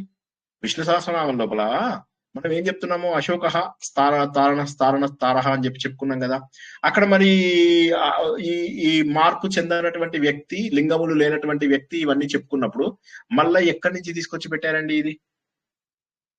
ఆయనకు ముసల్తనము, బ్రహ్మదేవుడికి తెల్ల గడ్డం పెట్టేసి ఇవన్నీ అంటే ఇవన్నీ ఏంటంటే ఒకే శక్తిని వివిధ రూపాలలో చూపించడానికి మనకు అర్థం కావడానికి ఉండాలి. చాలా బొమ్మలు మనకి లేవు 150 years బ్యాక్ వరకు కూడా. తర్వాత ఏం చేశారంటే రవివర్మ ఈ లక్షణాలను చూసి కొన్ని బొమ్మలు గీశాడు. అవన్నీ కూడా మనం రకరకాల 30 కోట్ల దేవతలుగా వాడుకుంటున్నాం. ఇప్పుడు ఎన్ని బొమ్మలు వచ్చేసాయో, లెక్కలేనన్ని బొమ్మలు వచ్చేసాయి. కానీ దేవుడికి ఉన్న రూపాలు ఇంతకు ముందు చాలా తక్కువ రూపాలు ఉండేవి. మీరు ఒకసారి తీసుకున్నట్లయితే 1000 ఏళ్ల కింద తీసుకున్నట్లయితే విష్ణుమూర్తి, శివుడివి తప్ప మీకు అమ్మవారివి కొన్ని టెంపుల్స్ తప్ప ఎన్ని విగ్రహాలు ఉండేవండి? వివిధ రూపాలతో ఉన్నటువంటి భగవానుడు ఒక్కడే. ఇప్పుడు మనం అంటాము ప్రద్యుమ్నుడు కొడుకు శ్రీకృష్ణుడు కొడుకు పేరు ఏందండి? హలో, ప్రద్యుమ్నుడు. ఆయన కొడుకు పేరేంది? అనిరుద్ధుడు. సో ఈ మూడు పేర్లు యాక్చువల్ గా దేవుడివే. అంటే తండ్రి ఆయననే, కొడుకు ఆయననే, మన్మడ ఆయననే. కరెక్టా కదా? దేవుని కొడుకు కూడా దేవుడే, దేవుడి మన్మడు కూడా దేవుడే, నువ్వు దేవుడే, నేను దేవుడే, మన అందరము దేవుళ్ళమే. దేవుడి నుంచి వచ్చినటువంటి ప్రతి ఒక్కడు దేవుడు. ఈ సత్యాన్ని తెలుసుకున్నప్పుడే మనము తత్వమసి అనేటటువంటి విషయాలను తెలుసుకుంటాము. నాలో చెడ్డ లక్షణాలు ఉన్నాయి, పోగొట్టుకో, దేవుడు అవుతావు. చెడు లక్షణాలను పోగొట్టుకున్న మరుక్షణము నువ్వే దేవుడు అవుతావు. మనం ఏమనుకున్నాము? మనం తాగేటటువంటి నీటి లోపల భక్తి ఉంటే ఆ నీరే గనక మనకు తీర్థంగా మారిపోతుంది. మనం తీసుకునేటటువంటి ఆహారంలో భక్తి గనక ఉంటే ఆహారమే మనకు ప్రసాదంగా మారిపోతుంది. మనం మాట్లాడే మాటలో భక్తి ఉంటే మనం మాట్లాడే ప్రతి పదము కూడా మంత్రమే. మనం పాడేటటువంటి పాటల లోపల భక్తి ఉంటే అదే కీర్తన. రామ రామ మహాబాహో శృణు గుహ్యం సనాతనం హేన సర్వాన్ నరీన్ వత్స సమరే విజయిష్యసి. రామ రామ మహాబాహో. భావం తెలుసుకుని పాడితే గుండెకు చిల్లుబడి కళ్ళలోంచి నీళ్ళు వస్తే ఇది వేరు. అది ఎక్కడ రావాలి? అది బండబడిపోయింది. శరీరం అంతా, మనస్సంతా బండబడిపోయింది. సాధనకు దూరమై కొన్ని జన్మలలో పేర్కొన్నటువంటి అజ్ఞానం వల్ల అన్నిటికీ మనం దూరం అవుతున్నాము. కాబట్టి మనం ఎప్పుడైతే కొంత శక్తిని మనం కూడగట్టుకుంటామో అప్పుడే వీళ్ళందరూ కూడా మనకు సహాయం చేయడానికి అవకాశం ఉన్నది. వచ్చే వారము మిగతా నామములు ఏవైతే ఉన్నాయో అవి తెలుసుకుందాం. ఆత్మ సుఖము వీడిని ఆట కొరకు పాత్ర పోషణ చేసేది సూత్రధారి విశ్రమించదని పాదం ఆశ్రయించి పరమ కరుణాంతరంగా శ్రీ పాండురంగ. జై శ్రీకృష్ణ. ముఖ్య గమనిక, రేపు మనకు 3 ప్రవచనాలు ఉంటాయి. 8 గంటలకే మనకు రేపు కార్యక్రమం స్టార్ట్ అవుతుంది. 8 గంటలకు మనం చేసుకునే ప్రోగ్రాము తిరుప్పావై. తిరుప్పావై 8 నుంచి 8:30 వరకు పూర్తయిపోతుంది. తిరుప్పావైని ఉపనిషత్తుల సారం ద్వారా అర్థం చేసుకోవడానికి ప్రయత్నం చేస్తాం. 8:30 నుంచి 9 వరకు మకర సంక్రమణం అంటే ఏంటి అది దాని గురించి మనం తెలుసుకుంటాం. 9 గంటలకు యథావిధిగా మన గ్రూప్ లో మనకు పురుష సూక్తం తెలుసుకుంటాం. ఒక 20 నిమిషాలైనా 25 నిమిషాలైనా ఎంత టైం దొరికితే అంత టైం అయినా పురుష సూక్తం చెప్పుకుంటాం. ఓకేనా, అది ముఖ్యం. సో రేపు గుర్తుంచుకోండి, రేపు 9:30కు మనం క్లోజ్ చేస్తాము. 8ంటికి స్టార్ట్ అవుతుంది, 9:30కు క్లోజ్ చేసుకుందాం. ఎట్టి పరిస్థితులలో కూడా మీ ప్రశ్నలు ఎక్కువైతే తప్ప 9:30కు మనం క్లోజ్ చేసుకుందాం. ఓకేనా, అప్పుడు రోజులాగానే గంటన్నర చెప్పుకున్నట్టే అవుతుంది. కానీ ముఖ్యమైనటువంటి అన్ని విషయాలు, ఎందుకంటే తిరుప్పావై మనం రేపటితోటి ముగించాలి అనుకున్నాం కాబట్టి రేపు తిరుప్పావై ఖచ్చితంగా తత్వచింతనతోటి మనం ముగించేద్దాం. రెండవది ఎలాగో మనకి తెలిసినటువంటి ఇది మకర సంక్రమణం గురించి. మూడవది ఏంటంటే మనం చెప్పుకునే ఎప్పటి వారంలో చెప్పుకునే పురుష సూక్తం. జై శ్రీకృష్ణ. సార్ ప్రద్యుమ్నుడు అంటే అర్థం చెప్పండి సార్. ప్రద్యుమ్నుడు ఏదో చెప్పాను, నేను మర్చిపోయాను, ఓకే. జ్ఞాపకం రావట్లేదు. చూసి చెప్తా. అంటే చెప్పండి. నృపవేషగతానందాయ నమః. దాని నృపవేషగత అంటే ఏం సార్? నృప అంటే రాజు, వేషగత అంటే ఆ వేషం ఉన్నటువంటి వాడు. రాజు వేషగతము అన్నది మరి రాజు వేషాన్ని వేసుకున్నా అని మీనింగ్ ఏమో మరి తెలియదు. అదే అంటే నృపము అంటే రాజు, నృపుడు అంటే రాజు, నృప వేషము అంటే నెట్ లో చూస్తే సార్ అది ప్రొసెషన్ అని ఉంది. నృప అంటే రాజు, వేషగత అంటే ఆ ప్రొసెషన్ లో ఆనందంగా, అది సరిగా అర్థం కాలేదు సార్. అంటే అదే అంటే ఆయన అంటే బహుశా రాజు వేషంలో ఉన్నప్పుడు ఆయన ఊరేగింపు చేస్తుంటే ఆయన ఆనందంగా ఉన్నాడు, జనాలు కూడా ఆయన చూసి ఆనందంగా ఉన్న దానికి ప్రద్యుమ్నుడని పేరిచ్చుండొచ్చు, తెలియదు. అంటే దాని తెలియదు, నాకు తెలియదు, మీనింగ్ తెలియదు. జై శ్రీ. అత్యంత శక్తివంతమైన వాడు అని కూడా వస్తది కదా సార్. ప్రద్యుమ్నుడు అంటే అత్యంత శక్తివంతమైన వాడు అని. ఎందుకు అంటే మా ఫ్రెండ్ వాళ్ళ బాబుకు అదే పేరు పెట్టుకున్నప్పుడు మీనింగ్ చెప్పాడనమాట. అంటే శక్తివంతమైన వాడు అంటానికి అలా పెట్టుకున్నారు పేరు అని. రోజుల్లో వాడేం కదా సార్, ప్రద్యుమ్నుడు, సంకర్షణుడు, మనస్సు, అనిరుద్ధుడు మనస్సు, తర్వాత అహంకారం, అవి అంటే అది ఇది ఒకటే కదా సార్. అవన్నీ కూడా విష్ణుమూర్తి యొక్క వివిధ రూపాలుగా చెప్పుకున్నవి. ఇక్కడ మనం చెప్పుకుంటున్నది శ్రీకృష్ణ అవతారం లోపల ఆయన పిల్లల పేర్లు చెప్పుకున్నాం మనం. శ్రీకృష్ణుడు కొడుకు ప్రద్యుమ్నుడు, ప్రద్యుమ్నుడు కొడుకు అనిరుద్ధుడు, ఇవి. కానీ ఈ పేర్లు ఆల్రెడీ విష్ణుమూర్తికి మనం ముందే ఉన్నాయి. వ్యూహనారాయణలలో ఈ పేర్లు వచ్చేస్తాయి. వ్యూహనారాయణలో మనకి ప్రద్యుమ్నుడు, అనిరుద్ధుడు, సంకర్షణుడు, వాసుదేవుడు, ఈ నలుగురిని మనము వ్యూహనారాయణులు అంటాం. ఇవాళది మంచిగా అర్థమైందా? కళ్యాణం గురించి చెప్పారు. ఇవాళది అర్థమైంది సార్. చిన్న డౌట్, ఇందాక కళ్యాణం గురించి చెప్పారు కదా సార్, అది శివరాత్రికి చేసే కళ్యాణం అంటే ఆ కాన్సెప్ట్ అందరికీ వర్తిస్తుందా సార్? కళ్యాణము అంటే ఏంటి? లోక కళ్యాణం అని చెప్పేసి అనుకోవాలి, లోకానికి మంచి కోసం అని చెప్పేసి చేసేది. అయితే నిజంగా దేవుళ్ళు పెళ్లి చేసుకుంటారా? దానికి జవాబు చెప్పాలి. కళ్యాణం అంటే జీవుడు బ్రహ్మ. కళ్యాణము అంటే మంచి అని చెప్పి మీనింగ్, కళ్యాణము అంటే శుభము అని మీనింగ్, కళ్యాణము అంటే శుభము అని మీనింగ్, లోకమునకు మంచి అని చెప్పి మీనింగ్, అంతవరకే. అక్కడ చేస్తున్నటువంటిది అంతా కూడా దేవుళ్ళ పెళ్లిలాగా చేసుకొని మనము మురిసిపోతున్నాం. కానీ అది దేవుళ్ళ పెళ్లి కాదు. మనం ఏంటంటే మనం అందులో లీనమై కొంతసేపు అలా కార్యక్రమంలో ఉండడం. కర్మకాండలు ఎందుకు వచ్చాయి? కర్మకాండలు రాకముందు ఏమైందో చెప్తాను. కర్మకాండల కంటే ముందు ఏమైపోయిందంటే మనకు మనస్సు నిశ్చలంగా ఉండేది కాదు. ఇప్పుడు మనకు అందుకోసమని యజ్ఞంలో ముందు కర్మకాండలు, స్తోత్రాలు ఇవన్నీ చదివి కొన్నాళ్ళు చేసిన తర్వాత మెల్లమెల్లగా ఆత్మతత్వంలోకి ప్రవేశించేవాళ్ళు. అయితే తర్వాత ఏమైందంటే శంకరాచార్య వచ్చిన తర్వాత డైరెక్ట్ గా జ్ఞానయోగంలోకి తీసుకెళ్లేవారు. జ్ఞానయోగంలోకి తీసుకెళ్లగానే జ్ఞానయోగం మొదట్లో అర్థమయ్యేది కాదు. నువ్వు దేవుడివి సమానం అంటే వాళ్ళకి ఆ వ్యక్తిత్వం ఇంకా రాకముందే నువ్వు దేవుడితో సమానం అంటే ఎట్లా అవుతుంది? ఇప్పుడు ఇంట్లో ఉన్న ఆర్వో వాటరు మనకు దాహాన్ని తీరుస్తాయి, బయట ఉన్న మోరిలో నీళ్లు మనకు దాహాన్ని తీరుస్తాయి. మరి అలాంటప్పుడు తాగొచ్చు కదా. మోరిలో నీళ్లు తాగుతామా? తాగము. శుభ్రం చేసుకొని తాగుతాం. మోరిలో నీళ్ళు అయినా సరే శుభ్రం చేసుకొని తాగొచ్చు. అది తెలుసుకోకుండా చాలా మంది అహం బ్రహ్మాస్మి అంటే ఏం చేయాలంటే అహం బ్రహ్మాస్మి అనుకుంటే సరిపోతుంది, నాకు వచ్చేస్తుంది అనుకున్నారు చాలా మంది. అనుకుని అప్పుడు ఆ రోజుల్లో ఏం చేసేవాళ్ళు, చాలా మంది ఇన్ఫ్లుయెన్స్ అయిన వాళ్ళు ఒక 300-400 సంవత్సరాల పాటు సుమారుగా వెళ్ళిపోయి డైరెక్ట్ గా హిమాలయాల్లో కూర్చొని అహం బ్రహ్మాస్మి వాళ్ళు ఏ రకమైన ఆలోచన చేసేవాళ్ళు కాదు. ఈ దేవుడు సృష్టి దీంట్లో ప్రతిదాన్ని చూసి ఆలోచించాలి, ఇవన్నీ వాళ్ళకి అర్థం కాలే. వాళ్ళకి అర్థమైన కాన్సెప్ట్ ఏంటి అంటే నేను శరీరం కాదు, నేను మనస్సు కాదు, నేను బుద్ధి కాదు, నేను ముక్కు కాదు, నేను చెవి కాదు, నేను కనిపించే ఐస్ ముక్కలు కాదు. పావు గంటలో అయిపోయింది మొత్తం. నెక్స్ట్ ఏం చేయాలి? అలా నడుచుకుంటూ పోయేవాళ్ళు. వాళ్ళకి బోర్ కొట్టేది. అక్కడ గాంజా దొరికేది, బాగా గాంజా కొట్టి పడుకునేవాళ్ళు. సో మార్గం లేకుండా అయిపోయిన సమయం. మరి వీళ్ళు మార్గం లేకుండా వెళ్ళిపోయిన సమయంలో మరి వీళ్ళందరూ ఉన్నప్పుడు ఏమైంది? ఇలాంటి వాళ్ళందరూ కూడా ఇలాంటి గ్యాంగ్ ఎక్కువైపోయారు. ఎందుకంటే అసలు తత్వం తెలుసుకోకుండా తప్పుదారిలో వెళ్ళేటటువంటి గ్యాంగ్ ఎక్కువయ్యారు. వీళ్ళందరినీ రామానుజ మంచిగా క్యాచ్ చేశాడు. ఇప్పుడు నేను శంకరాచార్యని ఓడగొట్టచ్చు, ఎందుకంటే శంకరాచార్య మీద వాళ్ళకు 3 తరాల ద్వేషం. సో వారేం చేశారు? అమ్మయ్య, ఇప్పుడు శంకరాచార్యని ఓడగొట్టే ఇది ఉంది, మరి నేను ఎవరిని నా లోపల కలుపుకోవాలి? కులం లేని మతం లేని ఎవడైనా సరే దేవుణ్ణి ప్రేమించిన ప్రతి ఒక్కరు నా దగ్గరికి వచ్చాయి. ఎందుకంటే ఆయనకి మనుషులను కూడా గ్యాదర్ చేయడం చాలా ఇంట్రెస్ట్ ఉండే. మనకు మహమ్మద్ ప్రవక్త అని చెప్పేసి ఈయన ఇస్లాం మత స్థాపన చేసిన తను ముందుగా మతం పెట్టాడు. మతం పెడితే ఏమైందంటే ఆ మతంలో ఎవ్వరు జాయిన్ అవ్వలే. ఒక 5 ఏళ్ళు 4 ఏళ్ళు కష్టపడితే తన చుట్టాలలో అతి కష్టం మీద 60-70 మందిని జాయిన్ చేసుకోగలిగాడు. మరి ఎలా మతాన్ని ఎలా స్ప్రెడ్ చేయాలి? అప్పుడు మెల్లగా వెళ్ళి యూదుల దగ్గరికి వెళ్ళేవాడు, జ్యూస్. వెళ్ళి మీ మతం మా మతం సేమ్, మీ పుస్తకాలు మా పుస్తకాలు సేమ్, మెల్లగా అనుకుంటూ భయపెట్టే వాళ్ళని భయపెట్టేవాడు, చంపేసే వాళ్ళని చంపేసేవాడు. అట్లా ఇప్పుడు ప్రపంచంలో ఫాస్టెస్ట్ గ్రోయింగ్ రిలీజన్ ఏది అంటే తుర్కోల మతం, ఇస్లాం మతం. ఇంత కాదు కానీ వైష్ణవ మతం ఎలా ప్రాపగేట్ అయిందంటే ఎవడొస్తా అంటే వాడు వైష్ణవుడు అంటే వచ్చేసేయి.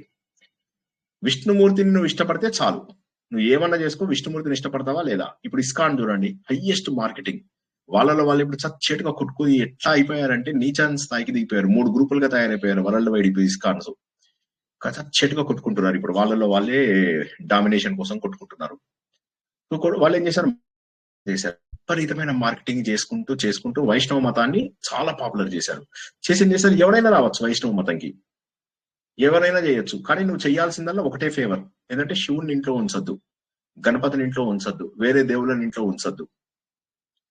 సో ఇలా చెప్పుకుంటూ ఆ ద్వేషాన్ని పెంచుకుంటూ పోయారు. కొన్ని రోజులకు శైవులకు స్టార్ట్ అయింది. వాళ్ళకేమైంది? వీడు రాసిన ప్రతిదానికి ఎగైనిస్ట్ గా వాళ్ళు రాయడం మొదలెట్టారు. వీళ్ళు ప్రతిదీ తిడితే వాళ్ళు కూడా ప్రతిదీ తిట్టడం మొదలెట్టారు. ఆ విధంగా మన పురాణాలన్నీ కూడా కలుషితం చేసేశారు. ఈ ద్వేషం ఎంతవరకు వచ్చిందంటే మన మతంని సర్వనాశనం చేసేశారు. ఇటుపోయి ఏమైందంటే మనం చదువుకుంటున్నటువంటి 99% పురాణాలు నాశనం అయిపోయాయి. అందుకే మనం ఏదో మిగిలిన 1-2 పురాణాలు మాత్రమే కష్టపడి చదువుకుంటాం. ఇప్పుడు మనం నారాయణీయం చెప్పుకుంటాం కదా, అది శ్రీమద్ భాగవతం. ఎందుకు మనం అదొకటే ఎందుకు చెప్పుకుంటాం అంటే అది ఒక్కటే కొంతవరకు ఇప్పుడు యాక్యురేట్ ఉన్నదా అంటే, ఇక మిగతా ఏవి యాక్యురేట్ గా లేవు. ఎంతుండంత చదువుకుంటాం, మన ధర్మం కాబట్టి ఎంత వీలైతే అంత చదువుకుంటాము. ఎక్కడెక్కడ సవరణలు అవసరమో అవి చేసుకుంటూ మెల్లగా ముందుకెళ్తున్నాం. నువ్వు మన ప్రశ్నకు జవాబు ఏంటంటే, అసలు ప్రశ్న ఏంటి, ఏమడిగారు? శివుడి కళ్యాణాల గురించి ఇందాక చెప్పారు కదా సార్. కళ్యాణాలు అప్పుడు కరెక్ట్. కళ్యాణాలు ఎందుకు వచ్చాయి ఇప్పుడు? ఇలా ఖాళీగా కూర్చునే వాళ్ళకి ఏమైంది? ఆత్మబోధ అర్థం కాదు కాబట్టి వాళ్ళకి కూర్చోబెట్టి పెళ్లిళ్ళు చేయడం మొదలెట్టారు వైష్ణవులు. పెళ్లిళ్ళు చేసేసరికి ఏమైంది? దాని నుంచి శివుడు వాళ్ళు తక్కువ ఉన్నారా, మేము కూడా పెళ్లిళ్ళు చేస్తామన్నారు. అప్పటి వరకు శివుడు రూపం లేకుండా రూపం ఉన్నటువంటి ఒక లింగం. అసలు దేవుడికి రూపం లేదు అని చెప్పింది శివుడిది. ఆ రూపం లేని వాటికి అంటే మనలాగా కాళ్ళు చేతులు చూపించకుండా శివుడికి ఏం చేశారు? మెల్లగా చిన్న లింగ రూపం మాత్రం పెట్టారనమాట. లింగ రూపం ఎందుకు పెట్టారు? మన గెలాక్సీ ఆ రూపంలో కనిపిస్తుంది కాబట్టి, ఆ రూపంలో సృష్టి ఎలా కనిపిస్తుందో ఆ సృష్టి రహస్యానికి కారణము అన్నట్టుగా శివలింగాన్ని పెట్టారు. శివలింగాన్ని పెట్టి చక్కటి సృష్టితత్వం ఇది చాలా బాగా చెప్తుంది అని అన్నారు. ఇప్పుడు మళ్ళీ జనాలు ఏమైంది? వైష్ణవుల వాళ్ళు పెళ్లిళ్ళు స్టార్ట్ చేశారు. మేము ఎందుకు స్టార్ట్ చేయకూడదు? వీళ్ళు స్టార్ట్ చేశారు. శివ పార్వతులు, శివుడికి మళ్ళీ గంగాదేవికి పెళ్లి చేస్తారు. ఇలాగ రకరకాల ఆచారాలు వచ్చాయి. సరే, నేనేమంటానంటే హిందూ ధర్మం ఉన్నంత వరకు ఇవన్నీ చేస్తే తప్పు లేదు. ఎందుకోసం అంటే ఇవి కూడా కొట్టుకొని చేస్తారు జనాలు. ఎవ్వరికి అందరినీ కూర్చొని ఆత్మబోధ చేసుకో అంటే ఎంతమందికి అర్థమవుతుంది ఆత్మబోధ? ఫలితం ఇచ్చినా ఇవ్వకపోయినా హిందువులందరినీ సంఘటితం చేయడానికి ఉపయోగపడుతుంది. ఇప్పుడు వినాయక చవితి కూడా ఎక్కడి నుంచి వచ్చింది? అదేమన్నా మనకు వ్రతకల్పం ఏమన్నా ఉందా వినాయక చవితి? లేదు. బాలగంగాధర తిలక్ ఒక ఫైన్ మార్నింగ్ అనుకున్నాడు, ఇప్పుడు జనాలందరినీ కలపాలి, స్వాతంత్రం కోసం కలవాలి వీళ్ళందరూ అని చెప్పేసి 100 ఏళ్ల కింద ఆయన వినాయక చవితి స్టార్ట్ చేశాడు. స్టార్ట్ చేస్తే దాన్ని మహారాష్ట్రలో, తెలంగాణలో, ఆంధ్రాలో పాటించడం మొదలెట్టారు. అలా మిగతా ప్రాంతాలకు కూడా వెళ్ళింది. కర్ణాటక ఇలా అక్కడ ఉన్నవన్నీ కూడా మిగతా ప్రాంతాలకు కూడా వెళ్ళాయి. ఇలాగ మధ్యలో వచ్చినవి. ఇప్పుడు మీరు చేస్తున్నటువంటి ఎన్ని వ్రతాలు తెలుసా? ఎన్ని వ్రతాలు! మా అమ్మ చేస్తుండేది రామదేవుడి వ్రతం అట. రాముడి వ్రతం కాదు అది, రామదేవుడి వ్రతం. అది చదువుతుంటే అనేవాడిని, అమ్మ ఇంత ఫన్నీగా ఉంది కదమ్మా అంటే, ఏదో ఒకటిరా ఆడవాళ్ళని అలా ఎంగేజ్ చేయకపోతే వాళ్ళు ఇంకా ఏవేవో చాడీలవి చెప్పుకొని ఇదైతారు. కాబట్టి ఏదో చెయ్యని, అసలు చెయ్యని పోని. ఈ రకంగానైనా కూడా కాస్త నలుగురితో మంచిగా ఉంటారు, నలుగురు కాళ్ళకి దండాలు పెడతారు, శత్రువులు మిత్రులు కలిసి ఉంటారు, పోనీ చెయ్యని అని. కానీ నాకు అవన్నీ చదువుతుంటే నవ్వొచ్చేది. దేవుళ్ళకు కోపాలు రావడము, దేవుళ్ళు పరిహసించడము, ఇవన్నీ కూడా అసహ్యం అనిపించేవి. కానీ అయినా కూడా తప్పదు. ఇక హిందూ ధర్మంలో ఉన్నప్పుడు ఏం చేయాలంటే అన్నిటినీ యాక్సెప్ట్ చేయాలి. యాక్సెప్ట్ చేస్తాం అంతే. ఇప్పుడు వెళ్ళి నేను దేవుడికి వెళ్ళి దండం పెట్టుకుంటాను, గుడికి వెళ్తే వాడు పూజ చేస్తుంటే మంచిగా దండం పెట్టుకుంటాను, వాళ్ళు పెళ్లి చేస్తే దండం పెట్టుకుంటాను, హారతి ఇస్తే దూరం నుంచి తీసుకుని సంతోషపడతాను.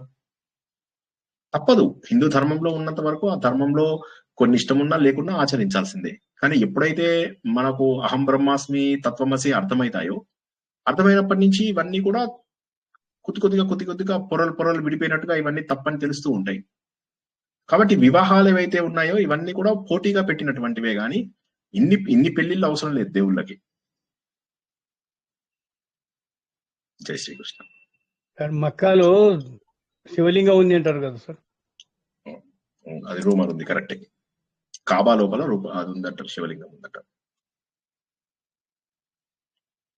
జై శ్రీకృష్ణ. ఇంకేం ప్రశ్నలు లేకపోతే ఈరోజు ముగించుకుందాం. జై శ్రీకృష్ణ.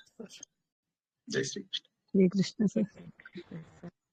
అందరూ కూడా ఆలోచనతో భగవంతుని చేరుకుంటారని, చైతన్యాన్ని మన హృదయంలోనే చూసుకుంటారని ఆశిస్తూ ఈరోజు ప్రవచనాన్ని ఇక్కడికి ముగించుకుందాం. పునర్దర్శనం రేపు రాత్రి 8 గంటలకు, 9 గంటలకు కాదు, 8 గంటలకు. నేను ఆ డీటెయిల్స్ అన్ని మళ్ళీ రేపు పొద్దున పెడతాను. రేపు 3 ప్రవచనాలు చెప్పుకుంటాము. 30 నిమిషాల పాటు తిరుప్పావై తత్వబోధన, 30 నిమిషాల పాటు మకర సంక్రాంతి, 9 గంటలకు పురుష సూక్తం. ఈ విధంగా రేపు మనము 3 ప్రవచనాలని చెప్పుకుంటాము. అంతవరకు కూడా శుభం భూయాత్. శుభరాత్రి. జై శ్రీకృష్ణ. జై శ్రీకృష్ణ సార్.